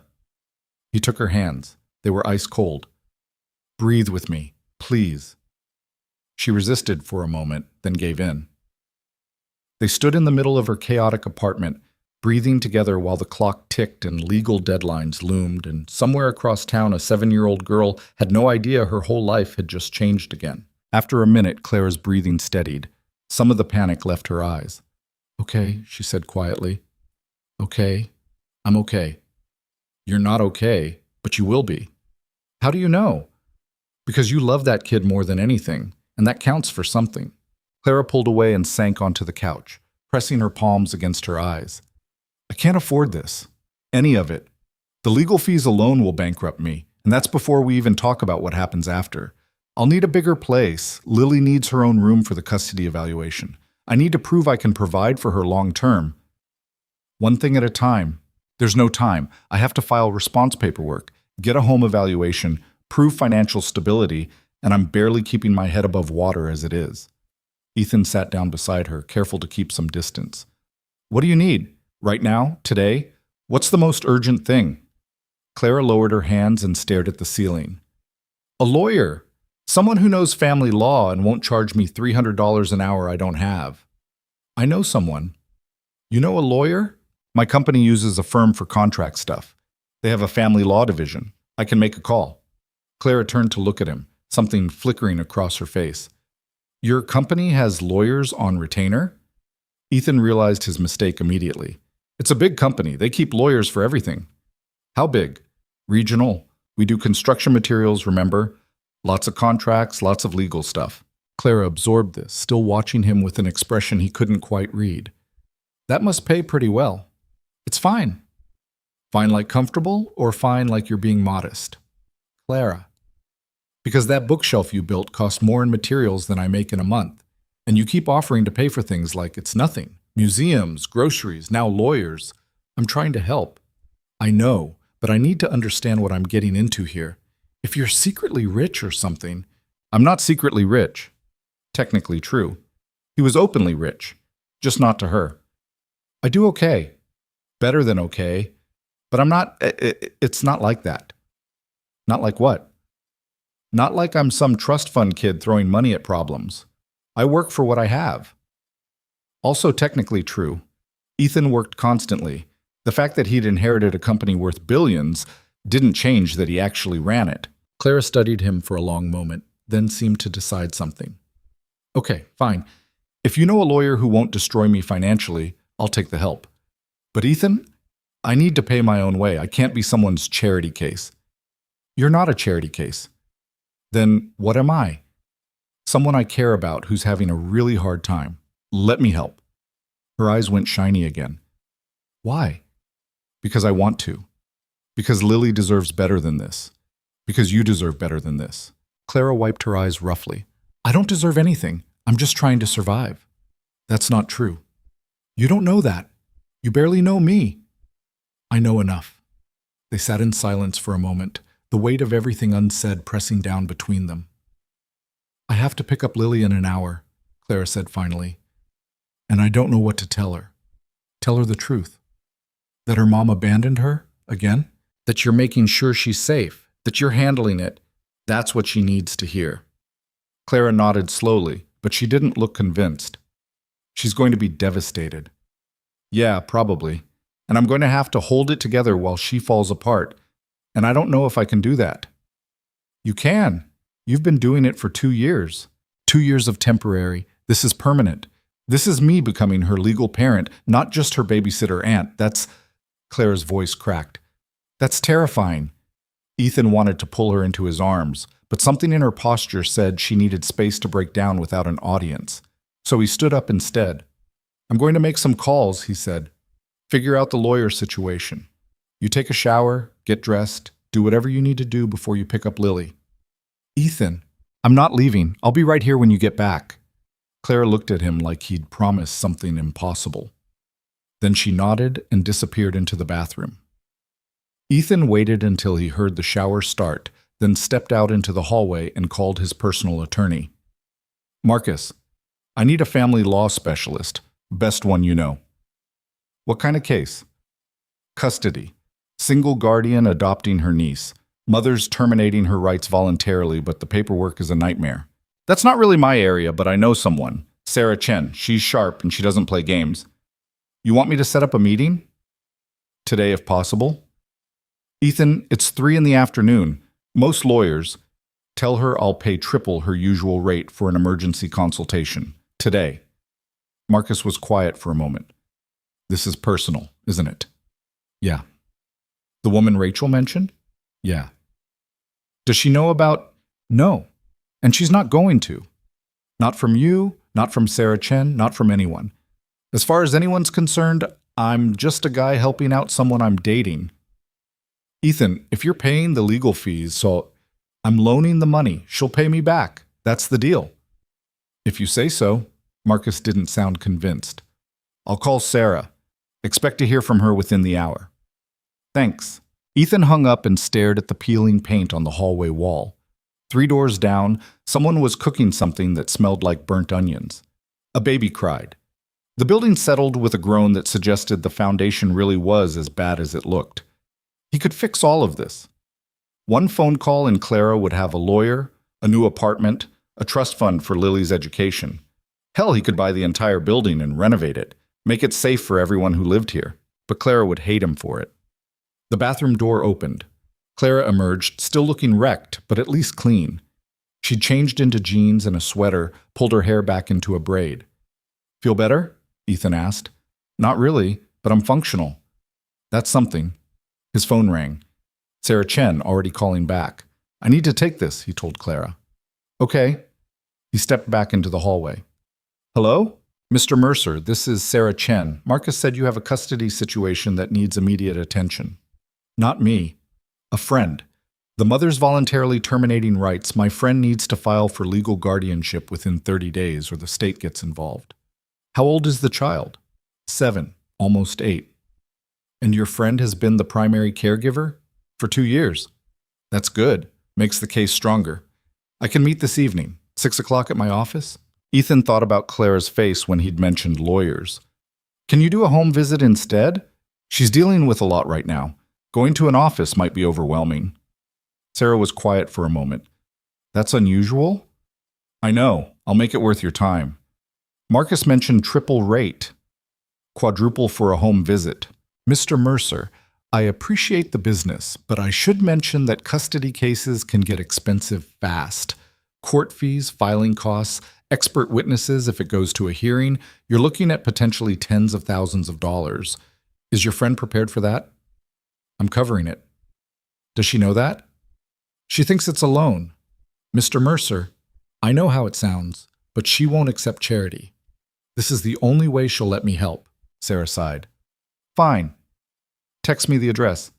I'll be there at 6. But Ethan?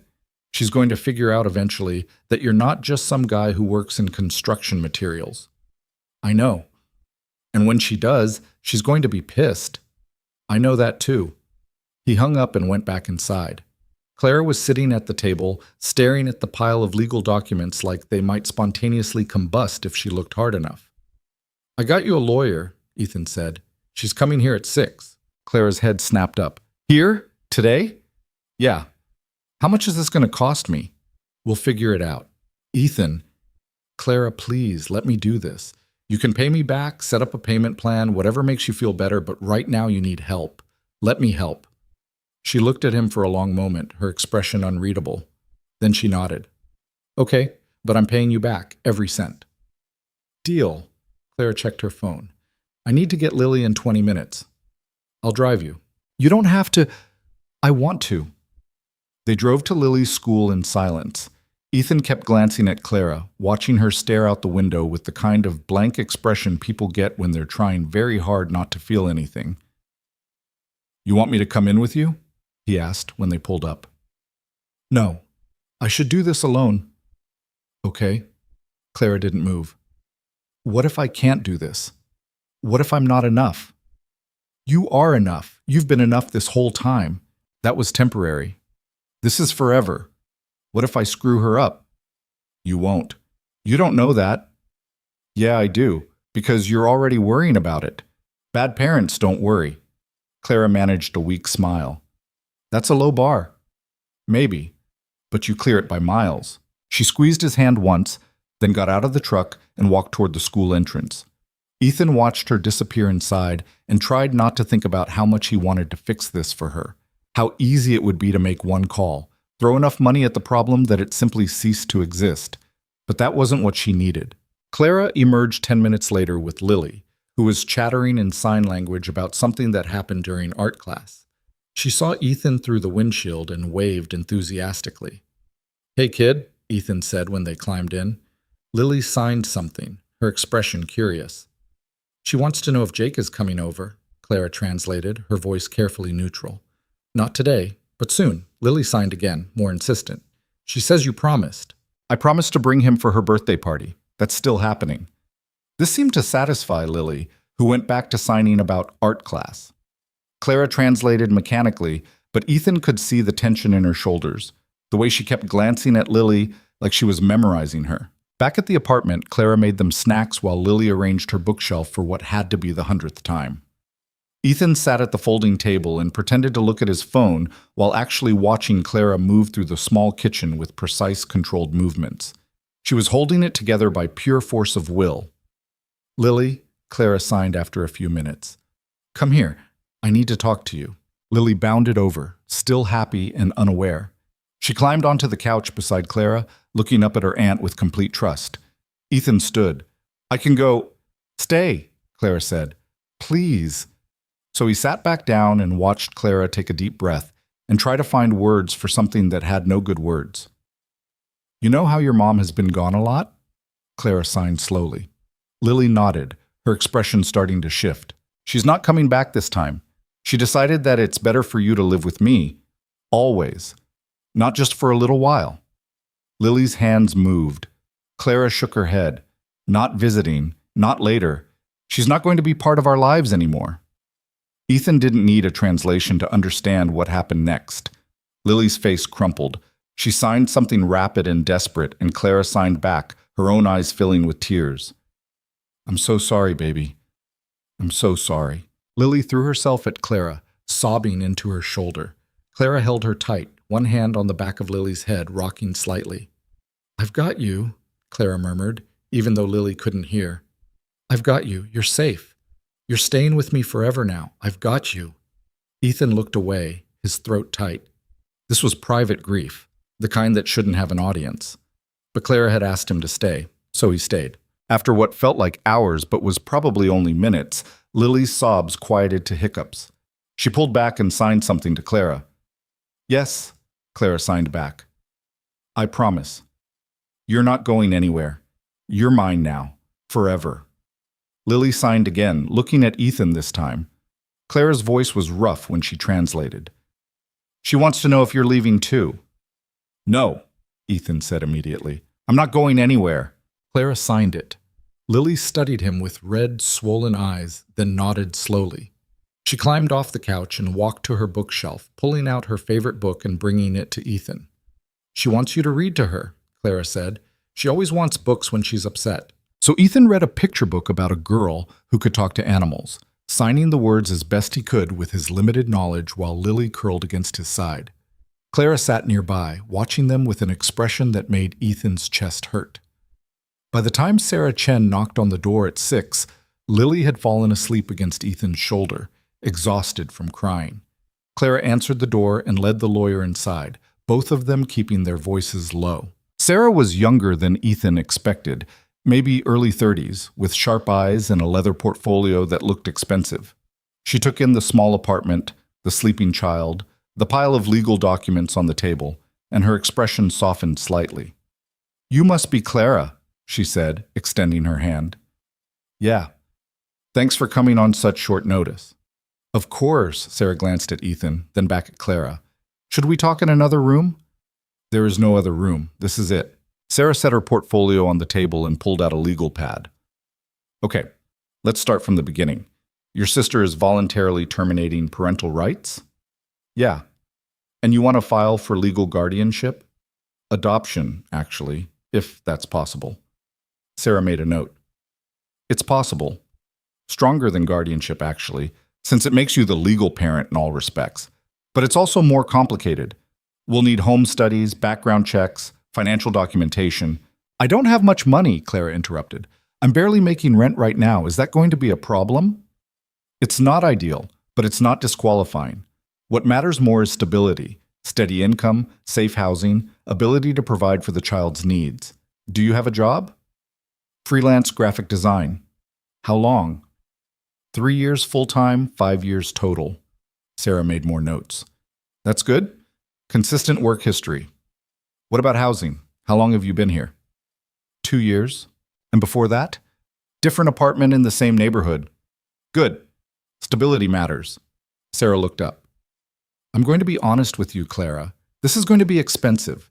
Not just my fees, but court costs, evaluation fees, potentially expert witnesses if your sister contests. She won't contest. She wants this." People say that, then change their minds. We need to prepare for the possibility. Clara's face went pale. "How expensive are we talking?" Sarah glanced at Ethan again, clearly weighing how much to say. "With everything included, you're looking at $15,000 to $20,000, maybe more if complications arise." The number hung in the air like a grenade. "I don't have that kind of money," Clara said quietly. "I don't have a tenth of that." "There are options, payment plans, legal aid programs." "I'll cover it," Ethan said. Both women looked at him. "Ethan, no," Clara started. "It's a loan. You'll pay me back when you can. But right now, Lily needs you to be her parent, and you can't do that if you're drowning in debt." "I can't accept that much money from you." "Why not?" Because we've been dating for 3 weeks. I can't take $20,000 from someone I've known for 3 weeks." 4 weeks, Ethan corrected. "And you're not taking it. I'm loaning it. There's a difference." Clara looked at Sarah. "Can you give us a minute?" "Of course." Sarah stepped into the hallway, closing the door behind her. Clara turned to Ethan, and her expression was something between desperate and angry. Who are you? What? Who are you really? Because normal people don't just casually loan out $20,000. Normal people don't have lawyers on speed dial and connections to the best family law attorneys in the state. So who are you? Ethan's stomach dropped. Clara, tell me the truth. Are you rich? Like, actually rich? This was it, the moment he'd been dreading. He could lie, keep up the pretense a little longer, or he could tell her the truth and watch everything fall apart. I have money, he said carefully. More than most people. How much more? Does it matter? Yes, it matters because I need to know what I'm getting into here. Are you a millionaire? Because that would explain a lot. Ethan looked at Lily, still asleep on the couch, and thought about all the ways this could go wrong. More than that. Clara went very still. How much more? A lot more. Ethan, can we not do this right now? Sarah's waiting in the hallway. Lily just found out her mom abandoned her. You have 30 days to file paperwork. Don't. Clara's voice was sharp. Don't use Lily as a shield. You lied to me. I didn't lie. I just didn't tell you everything. That's the same thing. No, it's not. I never lied about who I am. I wanted you to get to know me without all the other stuff getting in the way. What other stuff? Your secret fortune? Your apparently massive company? What else haven't you told me? Ethan ran his hand through his hair, frustration and guilt warring in his chest. My family owns Mercer Home Industries. It's a building materials company. Regional, like I said, but bigger than I made it sound. How much bigger? Biggest supplier in the Pacific Northwest. Clara stared at him. That's $1 billion company. Yes. And you own it? Most of it. My sister has shares, but I run it. Oh my God. Clara sat down hard on the couch, careful not to wake Lily. You're a billionaire. The company is worth that. I'm not walking around with billions in my pocket. That's not the point. She looked up at him, and there were tears on her face now. You watched me stress about money, about legal fees and rent, and whether I could afford to buy Lily new shoes, and you just, what, thought it was cute? Watching the poor girl struggle? No, Clara, no. I was trying to figure out how to help without making you feel like a charity case. Too late for that. You're not a charity case. Then what am I? Your project? The struggling single mom you get to rescue? You're someone I care about. You barely know me. I know enough. Ethan's voice rose, then he forced it back down. I know you work yourself to exhaustion trying to give Lily a good life. I know you're terrified you're not enough, but you show up every day anyway. I know you're one of the strongest people I've ever met. That's what I know. Clara wiped her eyes. You should have told me. When? The first date when you were 45 minutes late with a wet kid? The second date when you were freaking out about your babysitter? When exactly was the right time to say, hey, by the way, I'm secretly a billionaire? Before you offered to pay for my lawyer, before you wormed your way into my life pretending to be someone you're not. I didn't pretend. Everything I told you was true. I do work in construction materials. I do build furniture. I do hate fancy parties and golf and all the bullshit that comes with money. The only thing I didn't tell you was how much of it I have. They stared at each other, both breathing hard. I can't do this right now, Clara said finally. I have a lawyer waiting in the hallway and a traumatized kid on my couch, and I can't process this right now. Okay. I need you to leave. Clara, please just give me some space. I'll call you when I've figured out how I feel about all this. Ethan wanted to argue, to make her understand, to fix this the way he couldn't fix anything else. But the look on her face stopped him. Okay, he said quietly. I'll go. But I meant what I said. About the loan. Sarah's fee is covered regardless of what happens with us. Lily deserves that. I'll pay you back. I know. He walked to the door, then stopped. For what it's worth, I'm sorry. I should have told you sooner. You're right about that. Clara didn't respond. Ethan stepped into the hallway where Sarah was checking her phone. She's ready for you. And you? I'm leaving. Sarah studied him. Did you just torpedo your relationship to help her keep that kid? Probably. That's either really noble or really stupid. Can it be both? Sarah actually smiled. Yeah, it usually is. She knocked on Claire's door. One more thing, Mr. Mercer. Your secret? It won't stay secret much longer. Court documents are public record. Once we file, anyone can look up who's funding this case. I know. So this was always going to come out.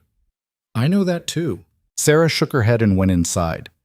Ethan walked down the 3 flights of stairs, past the flickering light and the couple arguing in Spanish, out into the parking lot where his truck sat next to cars held together with duct tape and prayer.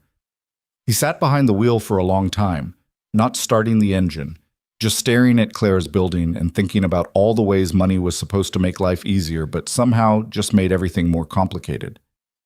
His phone rang. Rachel. How's Clara doing? She hates me. What happened? She found out. About the money. Ethan. I know. You warned me. You were right. What are you going to do? Give her space. Hope she calls. Try not to make it worse. Did you at least get her the lawyer? Yeah, Sarah Chen, best family law attorney in the state, according to Marcus. How much is that costing you? I don't care. Rachel was quiet for a moment. You really love her. Yeah, even though she hates you right now, she doesn't hate me. She hates that I lied. You didn't lie. You just didn't tell her everything. That's what I said. She disagreed. Give her time. She'll come around. Maybe. Ethan, you just paid for a lawyer to help her keep her kid. That's not nothing. It's also not enough to make up for lying to her for a month. 4 weeks is not that long. It was long enough for her to trust me, and then I broke that trust. Rachel sighed. You're an idiot, but you're a well-meaning idiot.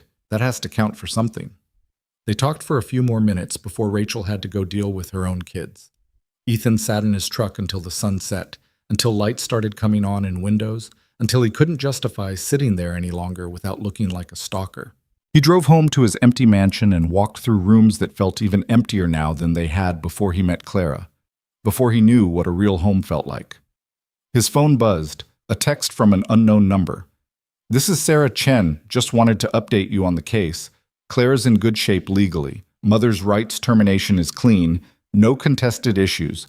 We should have this wrapped up in 60 days, maybe less. Thanks for letting me know. She's a good mom. That kid is lucky. Yeah, she is. Another text. For what it's worth, she didn't say anything bad about you. Just asked me not to discuss your financial arrangement in front of Lily. That's it? That's it. Draw your own conclusions. Ethan stared at that message for a long time. Clara wasn't bad-mouthing him to her lawyer. She was protecting Lily from adult complications. Even pissed off and hurt, she was still putting the kid first. He fell asleep on his couch again, his phone in his hand, waiting for a message that didn't come. The next 3 days were the longest of Ethan's life. He threw himself into work, approving contracts and inspecting sites, and sitting through meetings where people talked at him about profit margins, while he thought about Clara's face when she'd asked him who he really was. Jake noticed something was wrong on Friday when Ethan picked him up for the weekend. You okay, Dad? Yeah, buddy. Just tired. Are we seeing Clara and Lily this weekend? Not this weekend. Why not? Clara's dealing with some stuff. She needs space. Jake absorbed this with the seriousness of someone much older. Did you guys break up? I don't know. That's a terrible answer. Yeah, it is. Do you want to break up? No. Did she do something bad? No, I did. What did you do? Ethan looked at his 8-year-old son and tried to figure out how to explain adult relationship dynamics. I wasn't completely honest with her about something, and now she's mad. Did you say sorry? Yeah. Did she forgive you? I don't know yet. Jake thought about this. Mom says sorry isn't magic. You have to actually fix what you broke. When did your mom say that? When I broke her vase and said sorry. She said sorry was just words. I had to help her glue it back together before she'd forgive me. Out of the mouths of children, Ethan thought. That's pretty smart. So what are you going to fix? I don't know yet. That's the problem. They spent the weekend together, just the two of them. Ethan taught Jake how to use a miter saw in his workshop, supervised while Jake built a birdhouse that was more enthusiasm than precision. They ordered pizza, played video games, had a completely normal weekend. But Ethan kept checking his phone. No messages. Sunday evening, he dropped Jake back at his ex-wife's house. Jennifer met him at the door, took one look at his face, and sighed. You look terrible. Thanks. The woman you're seeing? Yeah. What happened? I screwed up. Jennifer studied him for a moment, then surprised him by saying, Whatever you did, fix it. You look happier than I've seen you in years. Don't let that go. Even if she doesn't want to be fixed? Especially then. The good ones are worth fighting for. It was possibly the nicest thing his ex-wife had said to him since the divorce. Ethan drove home thinking about what Jake had said. Sorry was just words. He had to fix what he'd broken. But how do you fix broken trust? The answer came to him Monday morning while he was reviewing architectural plans for a new development. Claire had asked him who he really was. Maybe it was time to actually show her. He pulled out his phone and typed a message. Can we talk? I want to show you something. The response came 20 minutes later. I'm busy. When are you not busy? That's not the point. Please. 1 hour. That's all I'm asking. A long pause. Then, fine. Thursday evening. Lily has art class, but I'm not promising anything. I'm not asking you to. Just give me a chance to explain. No response to that. Ethan spent the next 3 days planning. Not with money. Money was what had gotten him into this mess. With something that actually mattered. Thursday evening, he picked Clara up from her apartment at 6. She looked exhausted, dressed in the same paint-splattered jeans she'd been wearing the first time he showed up at her door. Where are we going? She asked, sliding into the passenger seat without looking at him. You'll see.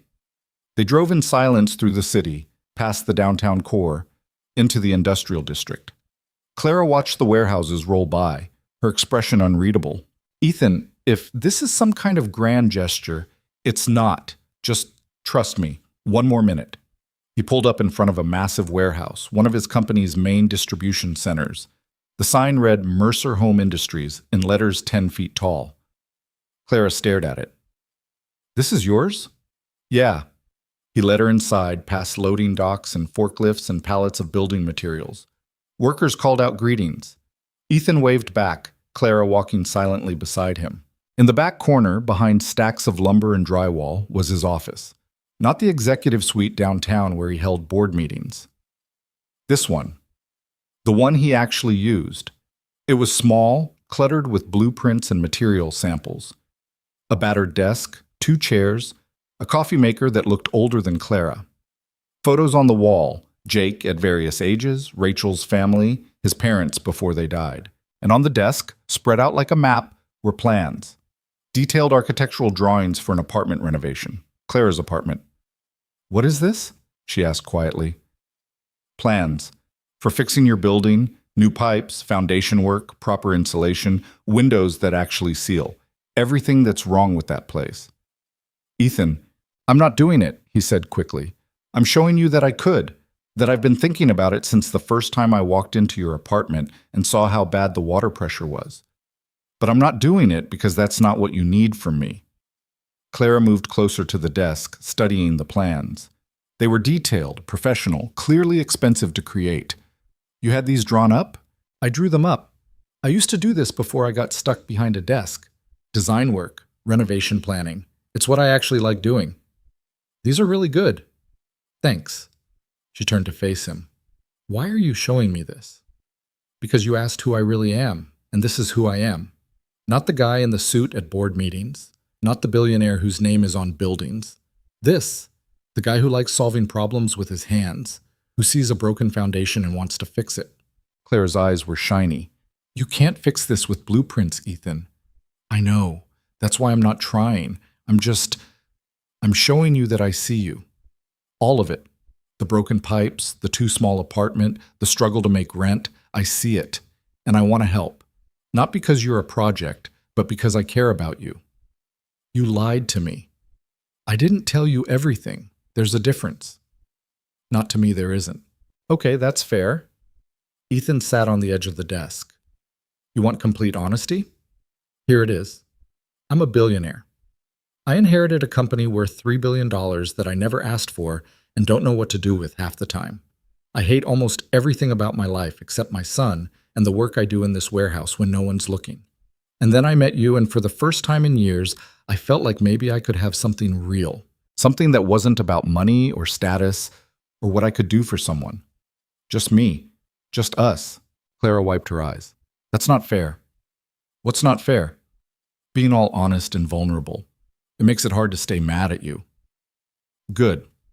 I don't want you to be mad at me. Too bad. I'm still mad. Okay. That's fair too. They stood in silence for a moment, surrounded by building materials and the distant sound of forklifts moving pallets. Sarah says the adoption should go through smoothly, Clara said finally. Your money's going to make Lily my daughter, legally, forever. That's what matters. Is it? Because from where I'm standing, it feels like I'm taking advantage of you. You're not. How do you know? Because if you were, you would have said yes to all my offers the first time. New apartment, better job, trust fund for Lily. You said no to all of it. You only said yes when it was the only way to keep her. Clara looked at him then, really looked at him, and something in her expression shifted. I'm still paying you back. I know. Every cent. Even if it takes years. I know. And you can't keep buying things, or fixing things, or throwing money at my problems. Okay? I'm serious, Ethan. I believe you. Do you? Because I need you to understand that I don't want to be rescued. I want a partner, someone who sees me as an equal, not someone to be saved. That's all I've ever wanted to be. Clara moved closer until she was standing right in front of him. Then be that. No more secrets. No more conveniently forgetting to mention you're one of the richest men in the state. If we're doing this, we do it honestly. Deal. I mean it. So do I. She kissed him then, hard and desperate and tasting like tears. When they broke apart, she was crying for real. I was so scared, she whispered, that this was too good to be true, that you'd leave like everyone else. I'm not leaving. Promise? Yeah, I promise. They stood there for a long time, holding each other in Ethan's cluttered office while the warehouse hummed with activity around them. Eventually, Clara pulled back, wiping her eyes. I need to pick up Lily. I'll drive you. Okay. In the truck, Clara reached over and took his hand. I'm sorry I freaked out. You had every right to freak out. Maybe, but I could have listened instead of just getting mad. We both screwed up. Yeah, we did. They picked up Lily, who signed excitedly about her art project, a sculpture made from recycled materials that was apparently going to be displayed in the school lobby. Clara translated, both of them smiling at Lily's enthusiasm. She wants to know if you and I are okay, Clara said after a minute. What do you think? Ethan asked. I think we're getting there. Good enough for me. Back at the apartment, Ethan helped Lily with homework while Clara made dinner. It was pasta again, because that's what they could afford. But somehow it tasted better than any meal Ethan had eaten in his mansion's professional kitchen. Later, after Lily went to bed, Clara sat beside him on the couch and leaned her head on his shoulder. This is still terrifying, she said. Yeah, it is. I don't know how to date a billionaire. Lucky for you, I don't know how to be one, so we're even. She laughed quietly. That's a terrible answer. I'm full of terrible answers tonight. Ethan? Yeah? Thank you. For the lawyer, for seeing me, for not running away when I lost it. Any time. They sat in comfortable silence, the small apartment settling around them. Outside, the city hummed with traffic and life. Inside, everything was still. I'm scared this won't last, Clara admitted. That eventually you'll realize I'm too complicated, too broke, too much work. Not going to happen. You don't know that. Yeah, I do. Because I've had easy. I've had simple. I've had relationships where everything was perfect on paper and miserable in practice. This is messy and complicated and terrifying, and it's the most real thing I've had in years. Clara tilted her head up to look at him. You're really weird, you know that? You've mentioned it. I'm going to keep mentioning it. Good. She kissed him again, soft and slow, and Ethan thought about broken things and how sometimes the best way to fix them was just to stay. To show up, day after day, and prove that you meant it when you said you weren't leaving. That was what Clara needed. Not his money. Just him. And for the first time since this whole thing started, Ethan thought maybe that was enough. 3 days later, Ethan showed up at Clara's apartment with his truck bed full of lumber, a toolbox that had seen better years, and a plan he probably should have run by her first. Clara opened the door in pajama pants and an old t-shirt, coffee mug in hand, her hair sticking up in about 7 different directions. It's 6 in the morning. I know, I brought breakfast. He held up a bag from the bakery down the street. Ethan, what are you doing? Building Lily a bedroom? Clara blinked. What? She needs her own space for the home study, for the adoption, for just being a kid. So I'm building her a bedroom. Today. You can't just... Clara stopped, looking past him at the truck. Is that lumber? And drywall, and insulation, and paint samples because I wasn't sure what color she'd want. Ethan, I'm not asking permission. I'm asking for you to grab the other side when I need it. He said it the same way he had the first time and watched Clara's face do something complicated. You're insane. Probably. Can I come in? She stepped aside, still looking dazed. Lily's still asleep. Good. We'll get the loud part done before she wakes up. Ethan made 3 trips from the truck, hauling materials up 3 flights of stairs while Clara stood in her doorway drinking coffee and watching him like he might be having some kind of breakdown. Where are you even putting this bedroom? She asked when he came back with the last load. Living room. We're building a partition wall, floor to ceiling. Give her actual privacy instead of just a curtain. That's going to make the living room tiny. The living room's already tiny. At least this way Lily gets a door that closes. Clara set down her coffee mug. This is crazy. Yeah. We don't even know what we're doing. I do. You're going to learn. Ethan, Clara. He stopped moving and looked at her directly. Let me do this. Not with money, with my hands. Let me build something that matters. She studied his face for a long moment, then sighed. Fine. But if we destroy my security deposit, you're explaining it to my landlord. Deal. They started with measurements. Ethan showed Clara how to use a level, how to mark studs, how to check if things were actually square instead of just looking square. She was a quick learner, asking questions and catching mistakes before he had to point them out. You're good at this, he said after the first hour. I'm okay at following instructions. That's more than most people. They worked quietly, the rhythm of it falling into place faster than Ethan expected. Clara held boards while he cut them. He showed her how to use the drill, then stepped back and let her sink screws herself. When she stripped one, he handed her another without comment. Lily woke up around 8 and emerged from the bedroom rubbing her eyes. She saw the construction project taking over the living room and her whole face lit up. She signed something rapid and excited. She wants to know what you're building, Clara translated, setting down the drill. A bedroom for you, with real walls and a real door. Lily's eyes went huge. She signed again, looking between them. Yes, really, Clara signed back. Ethan's building it today. Well, starting it today, Ethan corrected. Probably need the weekend to finish. Lily launched herself at him, wrapping her arms around his waist in a hug that nearly knocked him over. When she pulled back, she was grinning so wide it looked like her face might split. I think she approves, Clara said, her voice slightly rough. Good, because we're past the point of no return. They broke for breakfast around 9, sitting on the floor because the table was buried under materials. Lily insisted on helping, so Ethan gave her a paintbrush and let her test the paint samples on scrap pieces of wood. She wants purple, Clara translated after a flurry of signs. Like really purple. Purple walls it is. You sure? That's going to be intense. It's her room. She should get to pick. By noon, they had the basic wall frame up. It wasn't perfect. There was a slight bow in one section that Ethan would need to fix later, but it was solid. Clara stood back and stared at it like she couldn't quite believe it was real. There's a wall in my living room. Yep. An actual wall that wasn't here this morning. That's generally how building works. Shut up. But she was smiling. They worked through lunch, stopping only when Lily brought them sandwiches she'd made herself. Peanut butter and jelly with the crust cut off, arranged on a plate with the kind of careful precision only a 7-year-old could achieve. This is really good, Ethan told her. Lily beamed and signed something. She says you're welcome, and also when will her room be done because she wants to move in tonight, Clara translated. Tell her maybe tomorrow night if we work hard. More signing. She says she'll help. She's very strong. I believe it.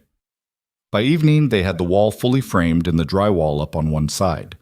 Ethan's shoulders ached and his hands were covered in small cuts from handling metal framing, but he felt better than he had in weeks. This was real work.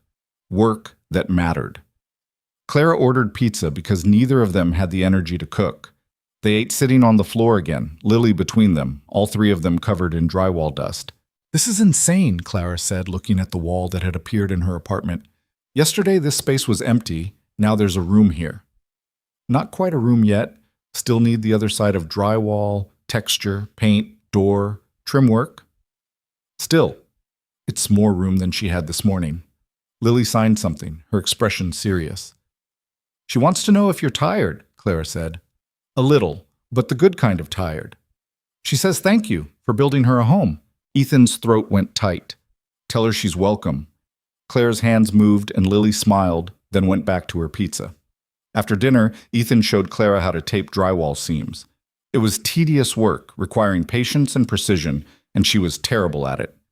"This looks like a kindergartner did it," she said, staring at her lumpy tape job. "First time's always rough. You'll get better." "When?" "By the time we finish this wall." She laughed and tried again. This time it was slightly less lumpy. They worked until Lily started falling asleep sitting up. Then Clara carried her to bed. When she came back, Ethan was cleaning up, organizing tools, and stacking unused materials. "You don't have to clean," Clara said.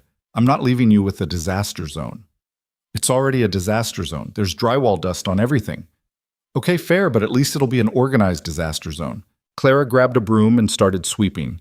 They worked in comfortable silence, the kind that only comes when people have spent all day building something together. "Can I ask you something?" Clara said after a while. "Yeah." "Why are you really doing this?" Ethan paused, trying to find the right words. "Because you were right, about me trying to fix everything with money. That's not what you need, but this," he gestured at the wall. "This is different. This is me actually showing up, using my hands instead of my wallet. It's still a lot." "Yeah, but it's the right kind of a lot." Clara leaned on the broom, studying him. "You know you don't have to prove anything, right?" "I know." "Do you, though?" "I'm working on it." She smiled slightly. "Okay, as long as you're working on it." Ethan didn't leave until after 10, and even then Clara had to practically push him out the door. "Go home. Sleep. We'll finish tomorrow," she said. "You sure you don't need—" "Ethan, go." Okay, I'm going." At the door she kissed him quickly. "Thank you. For today. For all of it." "Anytime." Driving home, Ethan's whole body ached in a way that felt earned. His mansion was dark when he pulled up, empty like always, but somehow it bothered him less tonight. He had somewhere else to be tomorrow. Something real to do. He fell asleep on his couch, still covered in drywall dust, his phone alarm set for 5:30 so he could get back to Clara's early. The weekend became a blur of construction. Ethan showed up Saturday morning with more materials and coffee for both of them. They finished the drywall, textured it, let it dry. Sunday they painted, Lily helping with the parts she could reach, creating an abstract pattern along the bottom of one wall that Clara declared perfect, actually. By Sunday evening, they had a room. 4 walls, purple paint, a door that closed. Ethan had even built a small shelf unit that fit perfectly in the corner. Lily stood in the doorway, staring at her new space like it was made of magic. She signed something long and elaborate, her hands moving fast. "She says it's the most beautiful room in the world," Clara translated, her voice thick. "She says she never had her own room before. Not ever." "Well, she does now." Lily turned and signed directly to Ethan, her expression completely serious. "She says you're her family now," Clara said quietly. "She wants to know if that's okay with you." Ethan crouched down to Lily's level. "Yeah, kid, that's more than okay with me." Lily threw her arms around his neck, and Ethan held her, this small person who'd decided he was worth keeping. Over her shoulder, he saw Clara wiping her eyes. They spent the rest of the evening moving Lily's stuff into her new room. The bookshelf fit perfectly against one wall. Her art supplies got their own corner. The mattress that had been on the floor went onto a simple frame Ethan had built Friday night in his workshop. "It's not fancy," he said, looking around at the bare-bones furniture. "It's perfect," Clara said firmly. "It's hers." That night, for the first time in 2 years, Lily slept in her own room with a door that closed. Clara stood in the hallway, watching through the crack like she couldn't quite believe it was real. "You okay?" Ethan asked softly. "Yeah, just she's never had this before. Privacy, space, a door. She has it now." Clara turned to look at him, and her eyes were wet. "You built my kid a bedroom." "Yeah. That's not a small thing, Ethan." "I know. No, I don't think you do." She moved closer, lowering her voice. "You gave her something nobody else ever has. Not her mom, not me before this. A space that's completely hers. You would have done it if you could, but I couldn't, and you did." Clara took his hand. "Thank you for seeing what she needed and just doing it." They stood in the hallway for a long moment, Lily's soft breathing audible through the door, the apartment settling around them. "I should go," Ethan said eventually. "It's late." "Or you could stay." He looked at her. "Yeah? Yeah, I mean, you're covered in paint, and you've been here for 12 hours, and—" Clara stopped, something vulnerable crossing her face. "I don't want you to leave." "Okay. Okay? Okay, I'll stay." Clara kissed him then, slow and deep, tasting like the terrible coffee they'd been drinking all weekend. When she pulled back, she was smiling. "Fair warning, my couch is lumpy and too short. I've slept worse places." Liar. "Okay, yeah, but I don't care." They stayed up talking until past midnight, voices low so they wouldn't wake Lily. Clara told him about her sister, about the years of chaos before Lily came to live with her. Ethan told her about his divorce, about building a company he'd never wanted in the first place. "Do you ever think about walking away?" Clara asked. "From all of it?" "Every day." "Why don't you?" "Responsibility. The company employs 2,000 people. I can't just bail because I'm bored." "That's depressing. That's being an adult." "I hate that answer." "Me too." Eventually, they both fell asleep on the couch, Clara curled against his side, Ethan's arm around her shoulders. It was uncomfortable, and his neck was going to hate him in the morning, but it was also the best sleep he'd had in weeks. He woke up to Lily standing beside the couch, staring at them with intense curiosity. She signed something when she saw his eyes open. "Morning, kid," Ethan said quietly, careful not to wake Clara. "What's up?" Lily signed again, more insistent. "I don't know what you're saying. You're going to have to wait for your aunt." Clara stirred, blinking awake. She saw Lily and smiled sleepily. "Hey, baby, what do you need?" Lily signed, pointing at Ethan. Clara laughed. "She wants to know if you live here now." "What do you want me to tell her?" "The truth?" "Which is?" Clara looked at him, something soft in her expression. "That you're here a lot, and we like having you here." Ethan signed the best approximation he could, and Lily giggled at his terrible ASL. She signed something else, then ran back to her new room. "What did she say?" "That you need to learn to sign better, and that she's making us breakfast." "Should I be worried?" "Probably. Her idea of breakfast is usually sugar-based." They ended up with toaster waffles covered in too much syrup and sliced bananas that Lily had cut herself with intense concentration. Ethan ate every bite and declared it delicious. After breakfast, Clara had to work on client revisions. Ethan offered to take Lily to the park to give her space. "You sure?" Clara asked. "Yeah, we'll be fine." "She doesn't always listen to non-signers." "Then I'll learn to sign faster." Clara laughed and kissed him. "Text me if you need help." The park was crowded with Sunday morning families. Ethan and Lily claimed the swings, and he learned more sign language in 2 hours than he'd picked up in the previous month.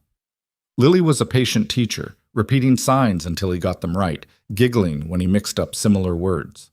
They got ice cream from a truck. Lily showed him how to sign different flavors.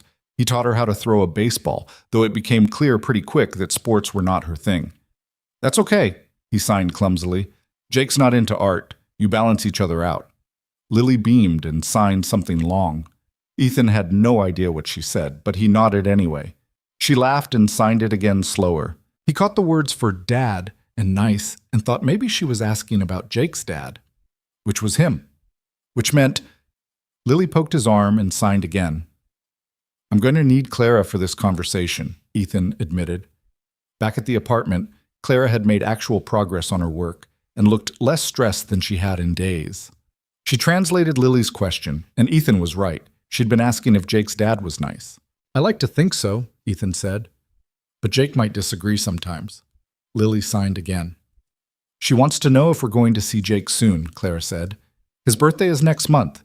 Maybe we could do something together? If you want." Clara looked at him. "Like a party? Or just, I don't know, museum again? Something low-key?" "I'd like that." Lily clapped her hands, clearly considering this settled. The next few weeks fell into a rhythm that felt almost normal. Ethan split his time between work, his son, and Clara's apartment. He taught Clara basic carpentry, and she taught him sign language. They were both terrible students, but neither seemed to mind. The adoption paperwork moved forward. Sarah Chen called weekly with updates, home studies scheduled, background checks clear, financial documentation submitted. Every step brought them closer to making it official. "How are you feeling about it?" Ethan asked one evening while they were doing dishes. "Terrified," Clara admitted. "What if I screw this up?" "You won't." "You don't know that." "Yeah, I do. You're already a great mom. The paperwork is just making it official." Clara was quiet for a moment. "My sister called yesterday." Ethan's hands stilled in the soapy water. "What did she want?" "To talk to Lily. I told her no." "How'd that go?" "About as well as you'd think. Lots of crying, lots of blame. Said I was keeping her from her daughter." "You doing okay?" "Yeah, I think so. It's just hard, knowing she's out there somewhere, probably telling people I'm the bad guy." "You're not the bad guy." "I know, but it doesn't always feel that way." Ethan dried his hands and turned her to face him. "You're protecting your kid. That's not being the bad guy, that's being a parent." Clara leaned into him, her head on his chest. "When did you get so wise?" "I'm not wise. I'm just stubborn and occasionally right." She laughed, and the tension broke. Jake's birthday fell on a Saturday. Ethan invited Clara and Lily to the party at his house, then immediately regretted it when he realized what that meant. Clara was going to see where he actually lived. "It's just a house," Rachel said when he called her in a panic. "Stop freaking out." "It's a 6,000 square foot mansion on 5 acres. She lives in a 400 square foot apartment. This is going to be a disaster. So downplay it. Tell her it came with the job or something." "That's lying again." "That's framing. There's a difference." Ethan was not convinced. The day of the party, he cleaned like a madman. Hid the expensive art, put away anything that screamed obscene wealth, tried to make the house look normal instead of like something from a magazine spread. It didn't work. Clara pulled up in her beat-up sedan and just sat there for a minute, staring at the house through the windshield. When she finally got out, her expression was carefully neutral. "So," she said, "this is where you live?" "Yeah." "It's big." "Yeah." "Like really big." "I know. I'm sorry." "Why are you apologizing for your house?" "Because it's—" Ethan gestured helplessly. "It's a lot." Lily had no such reservations. She climbed out of the car and signed something excited. "She wants to know if there's a pool," Clara translated. "Yeah, out back." More signing. "Can she swim in it?" "That's why I told you to bring swimsuits." Lily actually squealed, a high, delighted sound, and ran toward the front door. "Lily, wait!" Clara called, then remembered and signed frantically. Lily stopped, bouncing on her toes. "Come on," Ethan said. "Let's go in before she explodes." The party was small, just Jake, a few of his friends from school, Rachel's family. Clara and Lily fit right in, Lily and Jake immediately disappearing to the pool while the adults stood around making awkward small talk. Rachel cornered Ethan in the kitchen. "She seems nice." "She is nice." "Jake likes her." "Good." "And Lily's adorable." "Also good." Rachel lowered her voice. "Does Clara know about—" "Yes, we talked about it. She's dealing with it." "Dealing with it how?" "By pretending my house isn't absurd and focusing on the fact that the kids are having fun." "That's a coping mechanism, not dealing with it." "Rachel, I'm just saying, you can't ignore the elephant in the room forever." "I'm not ignoring it. I'm just giving her space to process." His sister looked skeptical, but let it drop. Outside, the kids were having the time of their lives. Jake had appointed himself Lily's swimming instructor, teaching her different strokes with the kind of serious concentration he usually reserved for dinosaur facts. Lily was a natural, picking up techniques faster than Jake could demonstrate them. "She's really good," Clara said, standing beside Ethan at the pool edge. "Jake's a good teacher." "They're good together." "Yeah, they are." They watched the kids for a while, comfortable in the silence. "Your house is beautiful," Clara said eventually. "Thanks." "I hate it." Ethan turned to look at her. "What?" "Not hate it. Just, it makes me feel like I'm even more out of my league than I already did." "You're not out of your league." Ethan, I live in an apartment where the pipes freeze in winter. You live in, she gestured at the house. This. We're not even playing the same sport. The house doesn't matter. Of course it matters. Everything about your life matters. And I'm trying to figure out how I fit into it. You fit because I want you here. That's how. Clara was quiet for a long moment. Your ex-wife must have loved this place. She picked it, actually. I wanted something smaller. Why didn't you? Because I was trying to make her happy. Turns out that doesn't work when you're fundamentally incompatible. Are we compatible? Clara asked quietly. I think so. Don't you? I don't know. Sometimes I think yes. Sometimes I think I'm insane for even trying this. Which is it today? Both. Simultaneously. Ethan pulled her closer. For what it's worth, I think you're exactly where you're supposed to be. In your mansion, at your son's birthday party, watching our kids swim together? Yeah, exactly that. Clara leaned her head on his shoulder. This is so weird. Good weird or bad weird? I haven't decided yet. The party wound down around dinner time. Parents picked up Jake's friends. Rachel's family headed home, and eventually it was just the four of them. Ethan, Clara, Jake, and Lily. Pizza? Ethan suggested. You have a professional kitchen and you want pizza? Clara asked. The kids want pizza. I want what makes them happy. They ordered 3 large pizzas and ate in the living room, which Clara declared bigger than my entire apartment. It's not that big, Ethan protested. Ethan, I could fit my whole living space in your living room. It's objectively huge. Okay, yeah, it's pretty big. After dinner, the kids wanted to watch a movie. They picked something animated that Ethan had never heard of, curled up together on the couch, like they'd been siblings their whole lives. Clara and Ethan sat on the other couch, close enough to touch, but not quite touching. Thank you for today, Clara said softly, for including us. You're always included.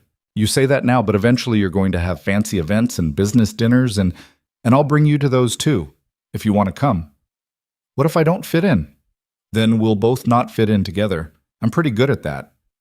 Clara smiled slightly. You're really okay with this? All of it? The chaos and the complicated custody situation and my sister being a mess? Yeah, I am. Why? Because you're worth it. Because Lily's worth it. Because this... He gestured at the kids, at the space they were occupying together. This is what actually matters. Clara kissed him then, soft and slow, and Ethan thought about how far they'd come from that first awkward coffee date. How she'd shown up 45 minutes late with a wet kid and somehow became the most important person in his life. The movie ended. Jake and Lily had both fallen asleep, tangled together like puppies. I should get her home, Clara said reluctantly. Or you could stay. Ethan, I have 6 bedrooms. Lily can have her own room. You can have your own room. No pressure. Just stay. Let the kids sleep. Clara looked at the sleeping children, then at Ethan. Okay, yeah, we'll stay. They carried the kids upstairs, Lily to the blue guest room, Jake to his own room. Clara stood in the hallway, looking at the doors. This is surreal, she said. Yeah. A month ago I was panicking about legal fees. Now I'm staying overnight in a mansion. Life's weird like that. Understatement. Ethan showed her to the guest room next to Lily's. It had its own bathroom, a king-size bed, windows overlooking the garden. This room is bigger than my bedroom, Clara said. Probably. Definitely. She turned to look at him. Where are you sleeping? My room, down the hall. That's far. It's like 40 feet. Still far. Ethan's heart picked up. What are you saying? I'm saying Clara moved closer. I'm saying 40 feet is too far. I'm saying I don't want you down the hall. I'm saying... He kissed her before she could finish, and she melted into him, her hands fisting in his shirt. "You're sure?" he asked when they broke apart. "Yeah, I'm sure." They stayed up talking until past 2, lying in his bed fully clothed, just talking about everything and nothing. Clara told him about her childhood, about her sister's gradual descent into instability. Ethan told her about inheriting a company at 25, about feeling trapped by responsibility he'd never wanted. "Do you ever wish you could just walk away?" Clara asked. "From the company?" "From all of it. The money, the expectations, the life everyone thinks you're supposed to want. Every single day." "Why don't you?" "Because people depend on me. Because walking away feels selfish. Because I don't know who I'd be without it." Clara propped herself up on one elbow. "You'd be you, the guy who builds furniture and teaches kids to use power tools and shows up when he says he will. That's who you'd be." "That's who I want to be." "So be that." "It's not that simple." "Why not?" "Because..." Ethan stopped, trying to find the words. "Because I've spent my whole life being who everyone needed me to be. I don't know how to just be myself." "So learn. You're learning sign language, aren't you? Learn this too." She made it sound so simple, like it was just a skill to acquire instead of a fundamental shift in identity. "I'll think about it," Ethan said. "Good." They fell asleep like that, still dressed, Clara's head on his chest, his arm around her shoulders. When Ethan woke up to sunlight streaming through the windows, it took him a moment to remember where he was and why everything felt different. Then he looked down and saw Clara still sleeping beside him, her face peaceful, her hand resting over his heart. "This," he thought, "this is what I've been missing." Downstairs, he found Jake and Lily already awake, raiding the kitchen for breakfast. Jake was signing something to Lily, who was giggling and signing back. "When did you learn to sign?" Ethan asked. "YouTube," Jake said without looking up. "Also, Lily's teaching me. We're having a conversation about dinosaurs." "In sign language?" "Duh. How else would we talk about it?" Ethan watched his son communicate effortlessly with Lily, bridging the gap between their worlds like it was nothing. Kids made everything look so easy. Clara appeared in the doorway, her hair a mess, wearing one of Ethan's t-shirts she had apparently borrowed at some point during the night. "Morning," she said. "Morning." They stood there grinning at each other like idiots while the kids made waffles and signed about paleontology. "This is weird, right?" Clara asked. "Yeah, but good weird. The best weird." "Definitely the best weird." Jake looked up from the waffle iron. "Are you guys just going to stand there being gross, or are you going to help us make breakfast?" "Gross how?" Ethan asked. "You're doing the thing where you stare at each other all mushy." "We're not mushy." "Dad, you're literally making hard eyes right now." Lily signed something that made Jake crack up. "What did she say?" Clara asked. "She said you're both very mushy, and also, can we keep the waffles, or do we have to share?" Jake translated. They ended up making way too many waffles and eating them in the garden, all 4 of them sitting in the grass because the patio furniture was too formal. It was the best breakfast Ethan had eaten in his oversized house. Later, after Clara and Lily left, Jake helped him clean up. "Dad?" "Yeah, buddy? I really like Clara and Lily." "Me too. Like, a lot." "Me too. Are they going to be around for a while?" Ethan thought about how to answer that honestly. "I hope so. Is that okay with you?" Jake was quiet for a moment. "Yeah, it's okay. More than okay." "Yeah?" "Yeah. You're happier when they're here, and Lily's cool. She knows stuff." High praise. The highest.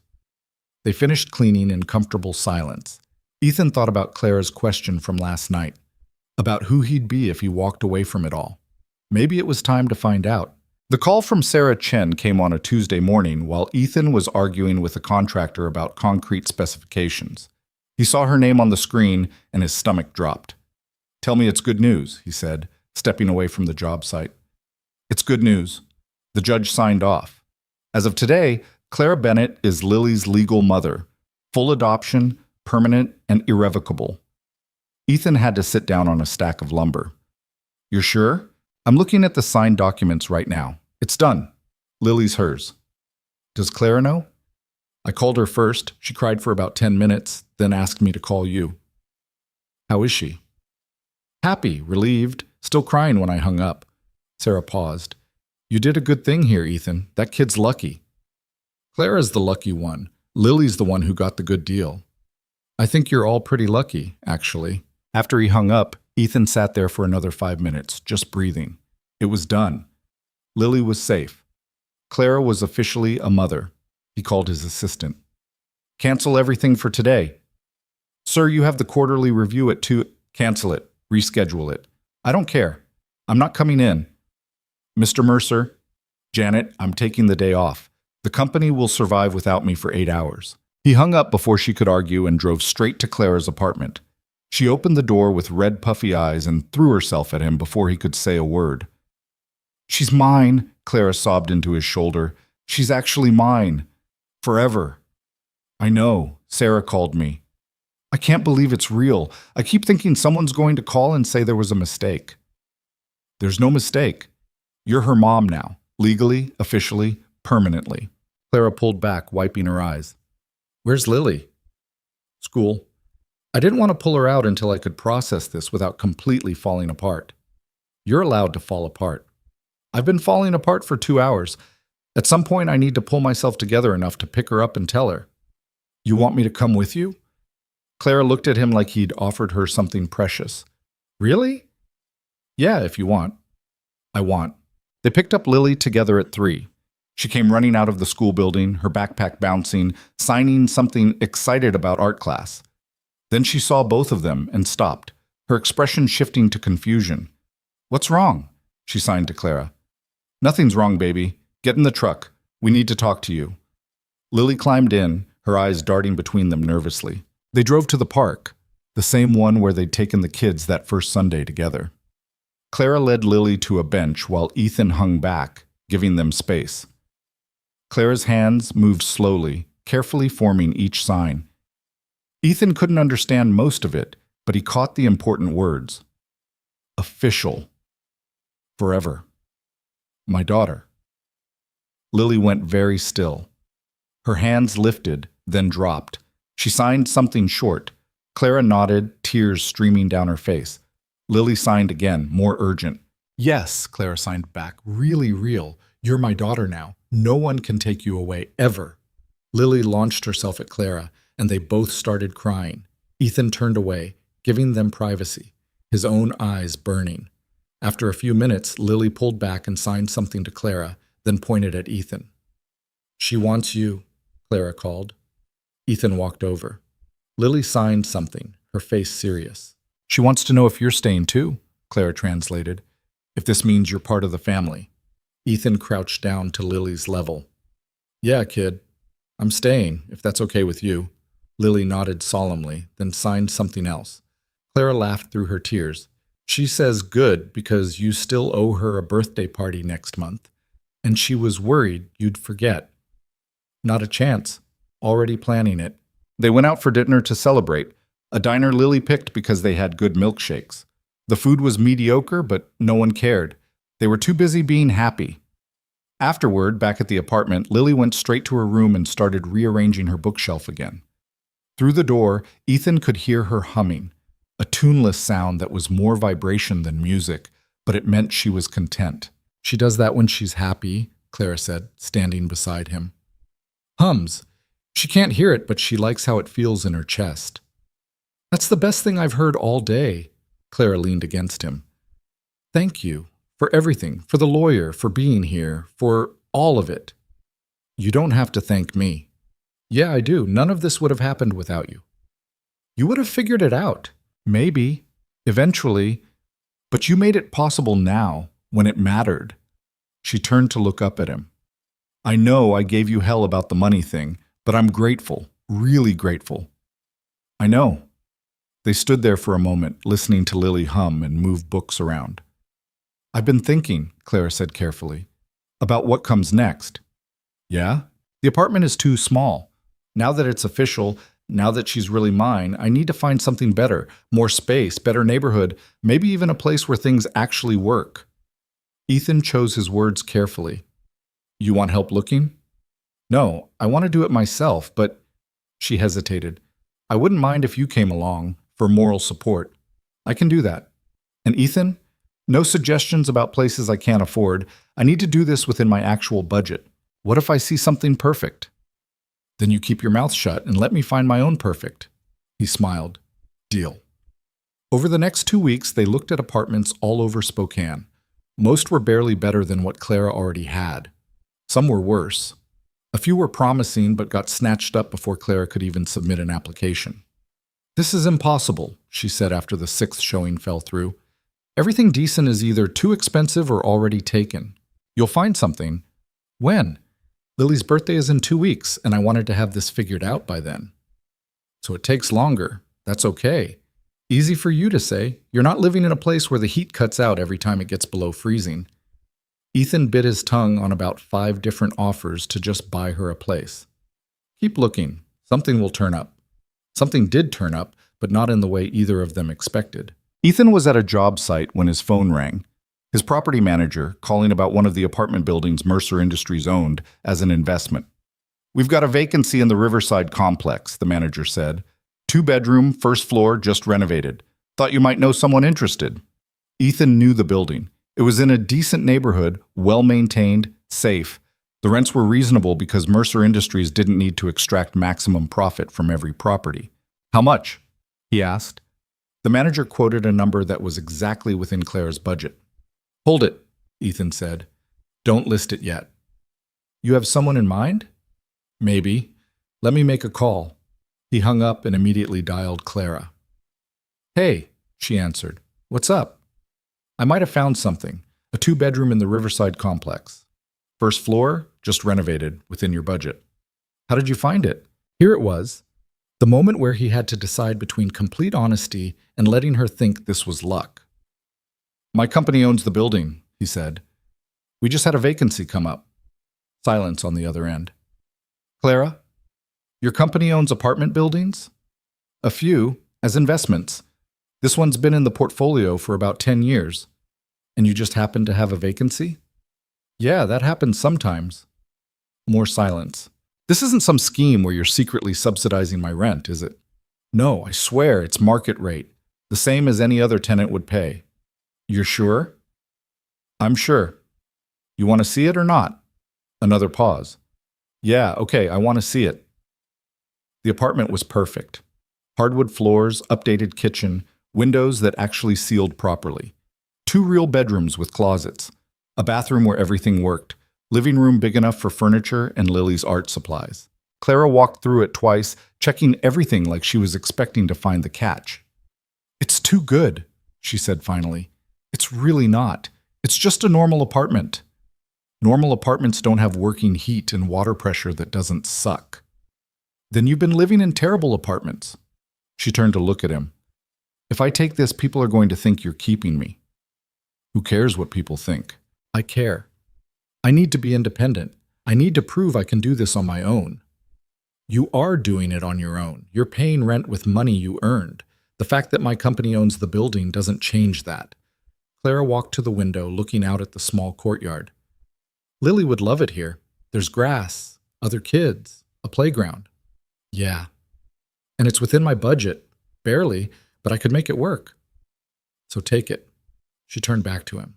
Promise me something. What? Promise me this is really market rate, that you're not doing something behind the scenes to make this happen. I promise. Cross my heart, this is the actual rent, same as the last tenant paid. Clara studied his face, looking for lies. Whatever she saw must have satisfied her because she nodded. Okay, I'll take it. Moving day was chaos. Ethan recruited Jake, Rachel recruited her husband, and somehow they ended up with enough people to move Claire's entire apartment in one trip, which wasn't that impressive considering how little she owned, but it felt like an accomplishment anyway. Lily directed traffic, signing instructions about where everything should go. Her bookshelf got the place of honor in her new bedroom. Actual bedroom with a door that closed and a window with a tree outside. This is way better, Jake signed to her. He'd gotten pretty good over the past few weeks. Lily signed back enthusiastically. What did she say? Ethan asked. She says her old apartment was okay, but this one has a bathtub she can actually fit in, Jake translated. Also, she wants to paint her room purple again. That can be arranged. By evening, the apartment was mostly set up. Clara's design workspace fit perfectly in the second bedroom. Lily's stuff filled her room without it feeling cramped. The living room actually had space to move around. Clara stood in the middle of it all, looking slightly overwhelmed. "You okay?" Ethan asked. "Yeah, just this is the nicest place I've ever lived, and I'm actually paying for it myself. That's a big deal for me." "I know. Thank you for telling me about it, for not making it weird." "Anytime," Rachel appeared with pizza. "Food's here, and before you argue, I'm buying. Moving day tradition." They ate sitting on the floor because Clara's furniture was still scattered around. Jake and Lily claimed the spot by the window, signing back and forth about something that involved a lot of giggling. "They're good together," Rachel observed. "Yeah," Clara agreed. It's weird how fast they bonded. Kids are like that. They either click or they don't. These two definitely clicked. After dinner, Rachel's family headed home. Jake begged to stay longer, so Ethan let him. The three kids, because somehow Rachel's daughter had gotten included too, played in Lily's room while the adults collapsed on Clara's couch. "I can't believe this is real," Clara said. "My own apartment. That I can afford, with working appliances." "You deserve it." "Do I, though?" "Yeah, you do." She leaned her head on his shoulder. "Lily's birthday is this weekend." "I know. I've been planning." "Planning what?" "It's a surprise." "Ethan, a good surprise. Trust me." Clara sighed. "I'm learning to do that. Trust you. It's still weird." "How so?" "I spent so long only trusting myself. Letting someone else in it's hard." "I know. But I'm trying." "That's all anyone can do." Lily's birthday fell on a Saturday. Ethan showed up at Clara's new apartment at 9 in the morning with his truck full of supplies and a plan that Clara was definitely going to think was too much. "What is all this?" she asked, staring at the truck bed. "Birthday party supplies." "Ethan, we talked about this. Nothing crazy." "It's not crazy. It's just thorough." He started unloading decorations, a cake from the good bakery downtown, art supplies for activities, and "Is that a bouncy castle?" Clara demanded. "It's a small bouncy castle." "Where are we even putting that?" "The courtyard. I already cleared it with the property manager." "Who you work for?" "Technically, I own the company that manages this building, but yeah." Clara pressed her hands to her face. "You bought my daughter a bouncy castle." "Rented.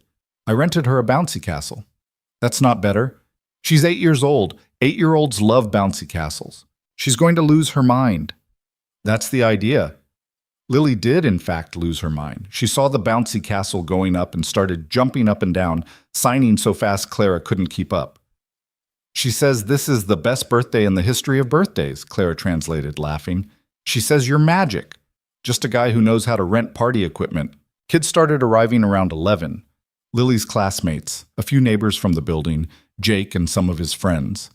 It was louder and more chaotic than Ethan had anticipated, but Lily was radiant. She moved through the party like a tiny social butterfly, making sure everyone was included, organizing games in sign language that somehow everyone understood through context and enthusiasm. "She's really something," Rachel said, watching Lily coordinate a relay race. "Yeah," Clara agreed. "She is. You did good with her." "I'm trying." "You're doing more than trying. That's a happy, confident kid. You made that happen." Clara's eyes got shiny. "I had help."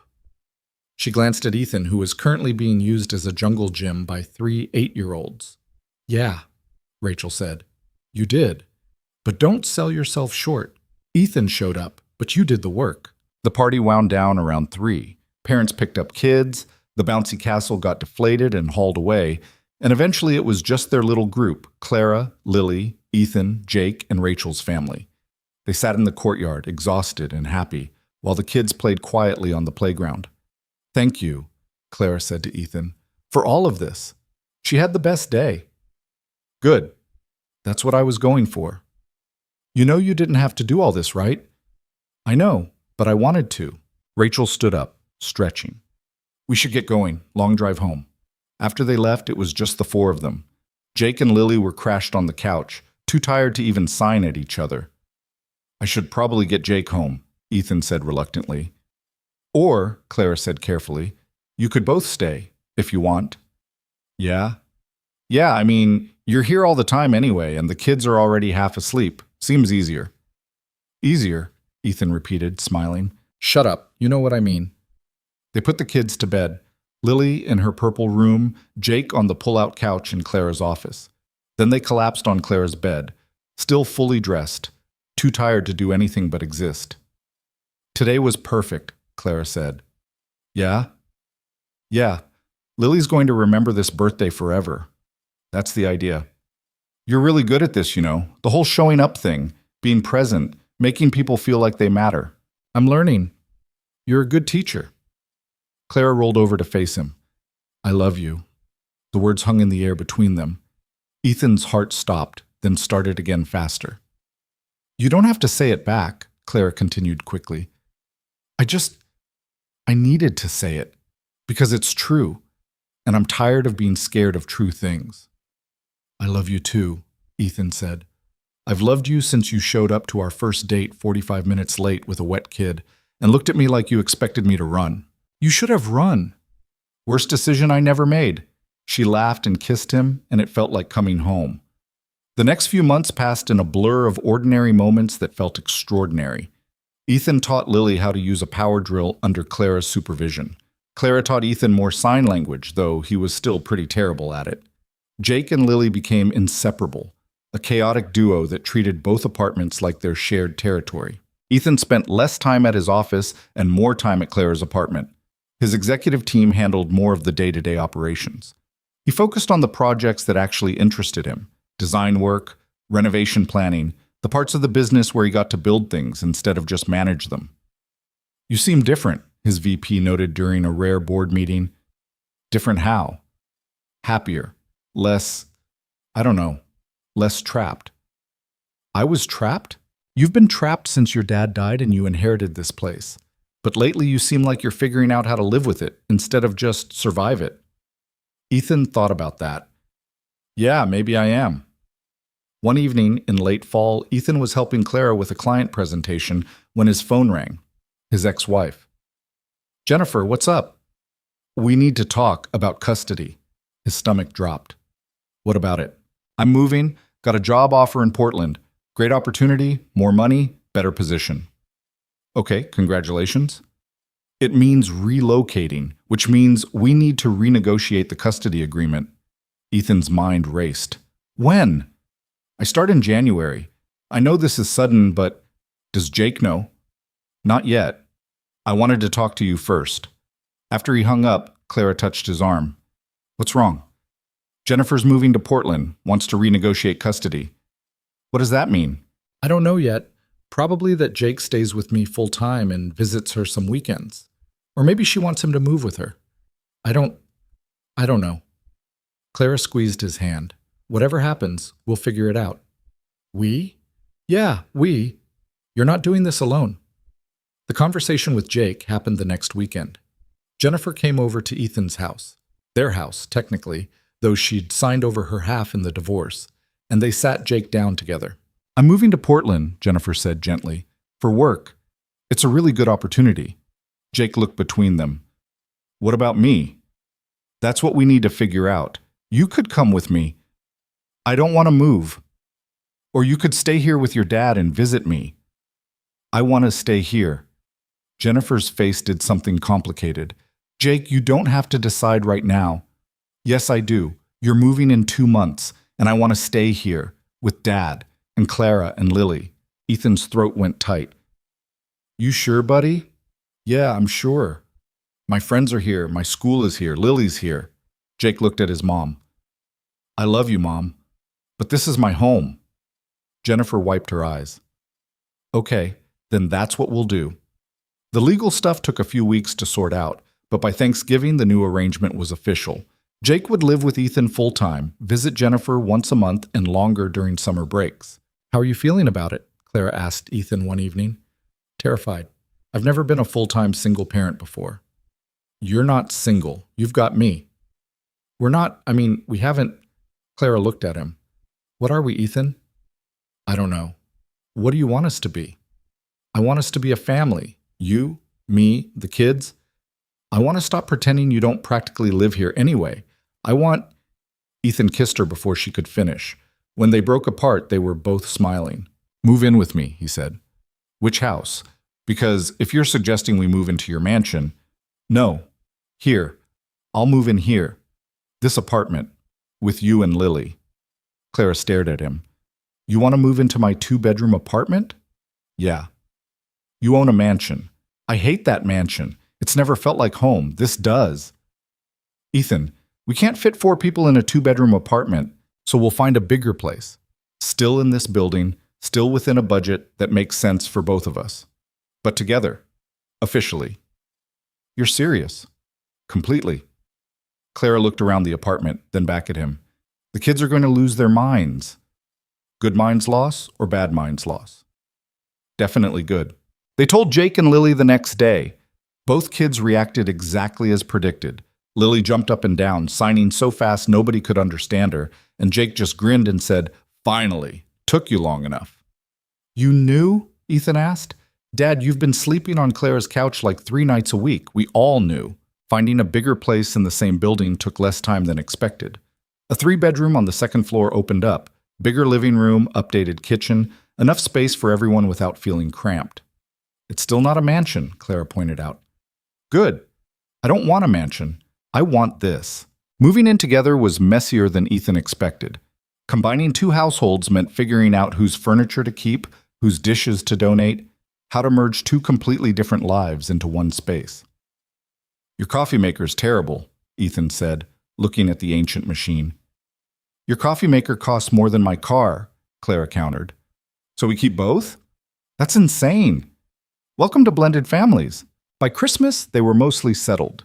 The apartment was crowded and chaotic and nothing matched, but it felt right. Jake and Lily shared the bigger bedroom, bunk beds and constant arguing about who got which shelf, while Ethan and Clara took the smaller one. Ethan's mansion sat empty. He'd thought about selling it, but hadn't pulled the trigger yet. What are you going to do with it? Rachel asked during Christmas dinner. I don't know. Sell it maybe. Or turn it into something useful. Like what? An idea was forming, but Ethan wasn't ready to share it yet. The idea crystallized a few weeks later when Clara mentioned her sister had called again. Still unstable, still struggling, still asking to see Lily. I told her no, Clara said. Again. How'd she take it? About the same. Lots of crying, lots of promises she can't keep. You think she'll ever get it together? I don't know. Maybe. But I can't base Lily's stability on maybes. Ethan thought about that. About people who struggled. About resources and opportunities. And how much difference the right help could make. He called a meeting with his executive team. I want to turn my house into a transition home, he said, for single parents getting back on their feet. Subsidized housing, job training programs, childcare support, everything someone would need to actually build stability. His VP blinked. That's actually a great idea. Yeah? Yeah, it's perfect. Uses the property for something meaningful, good PR for the company, and it's the kind of thing that actually helps people. I don't care about the PR. I care about helping people. Even better. It took 6 months to set everything up, converting the mansion into a proper facility, hiring staff, establishing programs. Ethan threw himself into the project, designing common spaces and figuring out how to make the space welcoming instead of institutional. Clara helped with the design work. This is really cool, she said, looking at the plans. You're basically building what I needed 2 years ago. That's the idea. Think it'll work? I hope so. Worst case, we'll figure out what doesn't work and fix it. The facility opened in July. 6 families initially, all single parents struggling to find stable ground. Ethan visited weekly, teaching carpentry workshops and helping with building maintenance. You're really good at this, one of the residents told him. Making people feel like they're not charity cases. That's because you're not. You're just people who need help. There's a difference. By fall, the program had expanded. More families, more resources, better outcomes. Ethan watched people who'd been barely surviving start to thrive and felt something shift in his chest. This was what money was for. Not for mansions he'd never use or fancy parties he'd never enjoy. For this. For making a difference that actually mattered. One evening, he came home to the apartment, their apartment, and found Clara cooking dinner while Lily and Jake did homework at the kitchen table.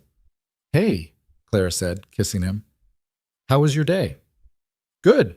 Really good. One of the families at the facility got hired full-time. Union benefits, everything. That's amazing. Yeah, it is. They ate dinner together, all four of them crammed around the too small table, arguing about whose turn it was to do dishes and whether pineapple belonged on pizza. Later, after the kids went to bed, Ethan and Clara sat on the couch with terrible wine and comfortable silence. You happy? Clara asked. Yeah, really happy. You? Really happy. She paused. You think we should make it official? Official how? Clara pulled a small box from her pocket and opened it. Inside was a simple silver band. I know traditionally the guy does this, but screw tradition. Ethan Mercer, will you marry me? Ethan stared at the ring, then at Clara, then back at the ring. You're serious? Completely. I know we've only been together for a year, and I know this isn't how it's supposed to go, but yes. Clara stopped talking. Yes? Yeah. Obviously, yes. Did you think I'd say no? I thought you might want to be the one to ask. I was working up to it. You beat me to it. She laughed and slid the ring onto his finger. It fit perfectly. How long have you been planning this? He asked. About a month. Lily helped me pick it out. Lily knew? Lily knew. Jake didn't, so you can tell him. Seemed fair. Ethan pulled her close and kissed her, tasting wine and laughter and everything that mattered. We're really doing this, he said. Yeah, we really are. They got married in the spring, small ceremony in the courtyard of their apartment building. Lily signed the vows alongside Clara while Jake held the rings. Rachel cried through the whole thing. Ethan's executive team looked vaguely confused about why their billionaire boss was getting married in an apartment complex courtyard, but they showed up anyway. This is perfect, Clara said afterward, looking around at their friends and family. Yeah? Yeah, no fancy venue, no expensive dress, just us and the people we love. Best wedding I've ever been to. It's the only wedding you've been to besides your first one. My point stands. They danced in the courtyard to music from someone's phone. Lily and Jake ran around with other kids from the building. It was chaotic and imperfect and absolutely right. That night, lying in bed in their cramped apartment, Clara traced the ring on Ethan's finger. You could have had anyone, she said quietly. Someone without all my baggage and complications. I didn't want anyone else. I wanted you. Why? Because you saw me. Not my money, not my name, not what I could do for you. Just me. That's all I ever wanted. I see you, Clara said. I see all of you. The guy who builds furniture and teaches kids to use power tools and converted his mansion into a transition home. That's who I see. That's who I want to be. Then be that. You don't need permission. She was right. He'd spent so long being who everyone expected him to be that he'd forgotten he could choose differently. The next year was full of changes. Ethan promoted his VP to CEO, kept his position as board chair but stepped away from day-to-day operations.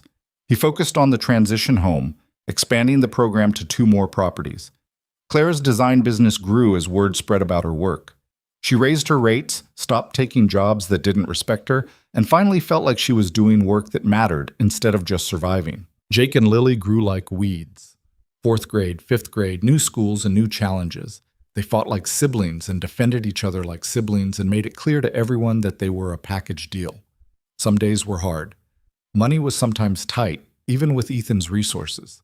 The kids got sick, work got stressful, the apartment felt too small. But they figured it out together. That was the thing nobody told you about family, Ethan realized. It wasn't about being perfect. It wasn't about having all the answers or never struggling. It was about showing up anyway, about building something real even when it was hard. One evening, almost 2 years after that first coffee shop date, Ethan stood in the apartment kitchen making dinner while Clara worked on a client presentation at the table. Lily was in her room doing homework. Jake was at baseball practice. It was completely ordinary, completely normal, and it was everything he'd never known he needed. Hey, Clara said, looking up from her laptop. I love you. I love you too. Good. Just wanted to make sure. Ethan smiled and went back to chopping vegetables. Through the window, he could see the courtyard where they'd gotten married, where Lily had her 8th birthday party, where 100 small, ordinary moments had built a life worth living. His phone buzzed, a text from the transition home director. Just wanted to update you. The family in Unit 3 got approved for permanent housing. They're moving out next month. All 3 kids will be in the same school district. They're crying happy tears. Ethan showed Clara the message. That's amazing, she said, her eyes bright. Yeah, it really is. That night, after the kids were asleep and the apartment was quiet, Ethan thought about the path that had led him here. A failed marriage, a company he'd never wanted, a blind date he'd almost skipped, and a woman who showed up 45 minutes late with a wet kid and changed everything. Some people spent their whole lives chasing the wrong things. Money, status, the appearance of success. Ethan had learned what actually mattered was simpler than that. It was showing up, being present, building something real with your hands instead of your wallet. It was knowing that family wasn't about blood or legality or perfect circumstances. It was about choosing each other day after day, even when it was hard, especially when it was hard. It was understanding that being wealthy meant nothing if you were poor in the things that counted: love, connection, purpose. Clara shifted in her sleep, moving closer.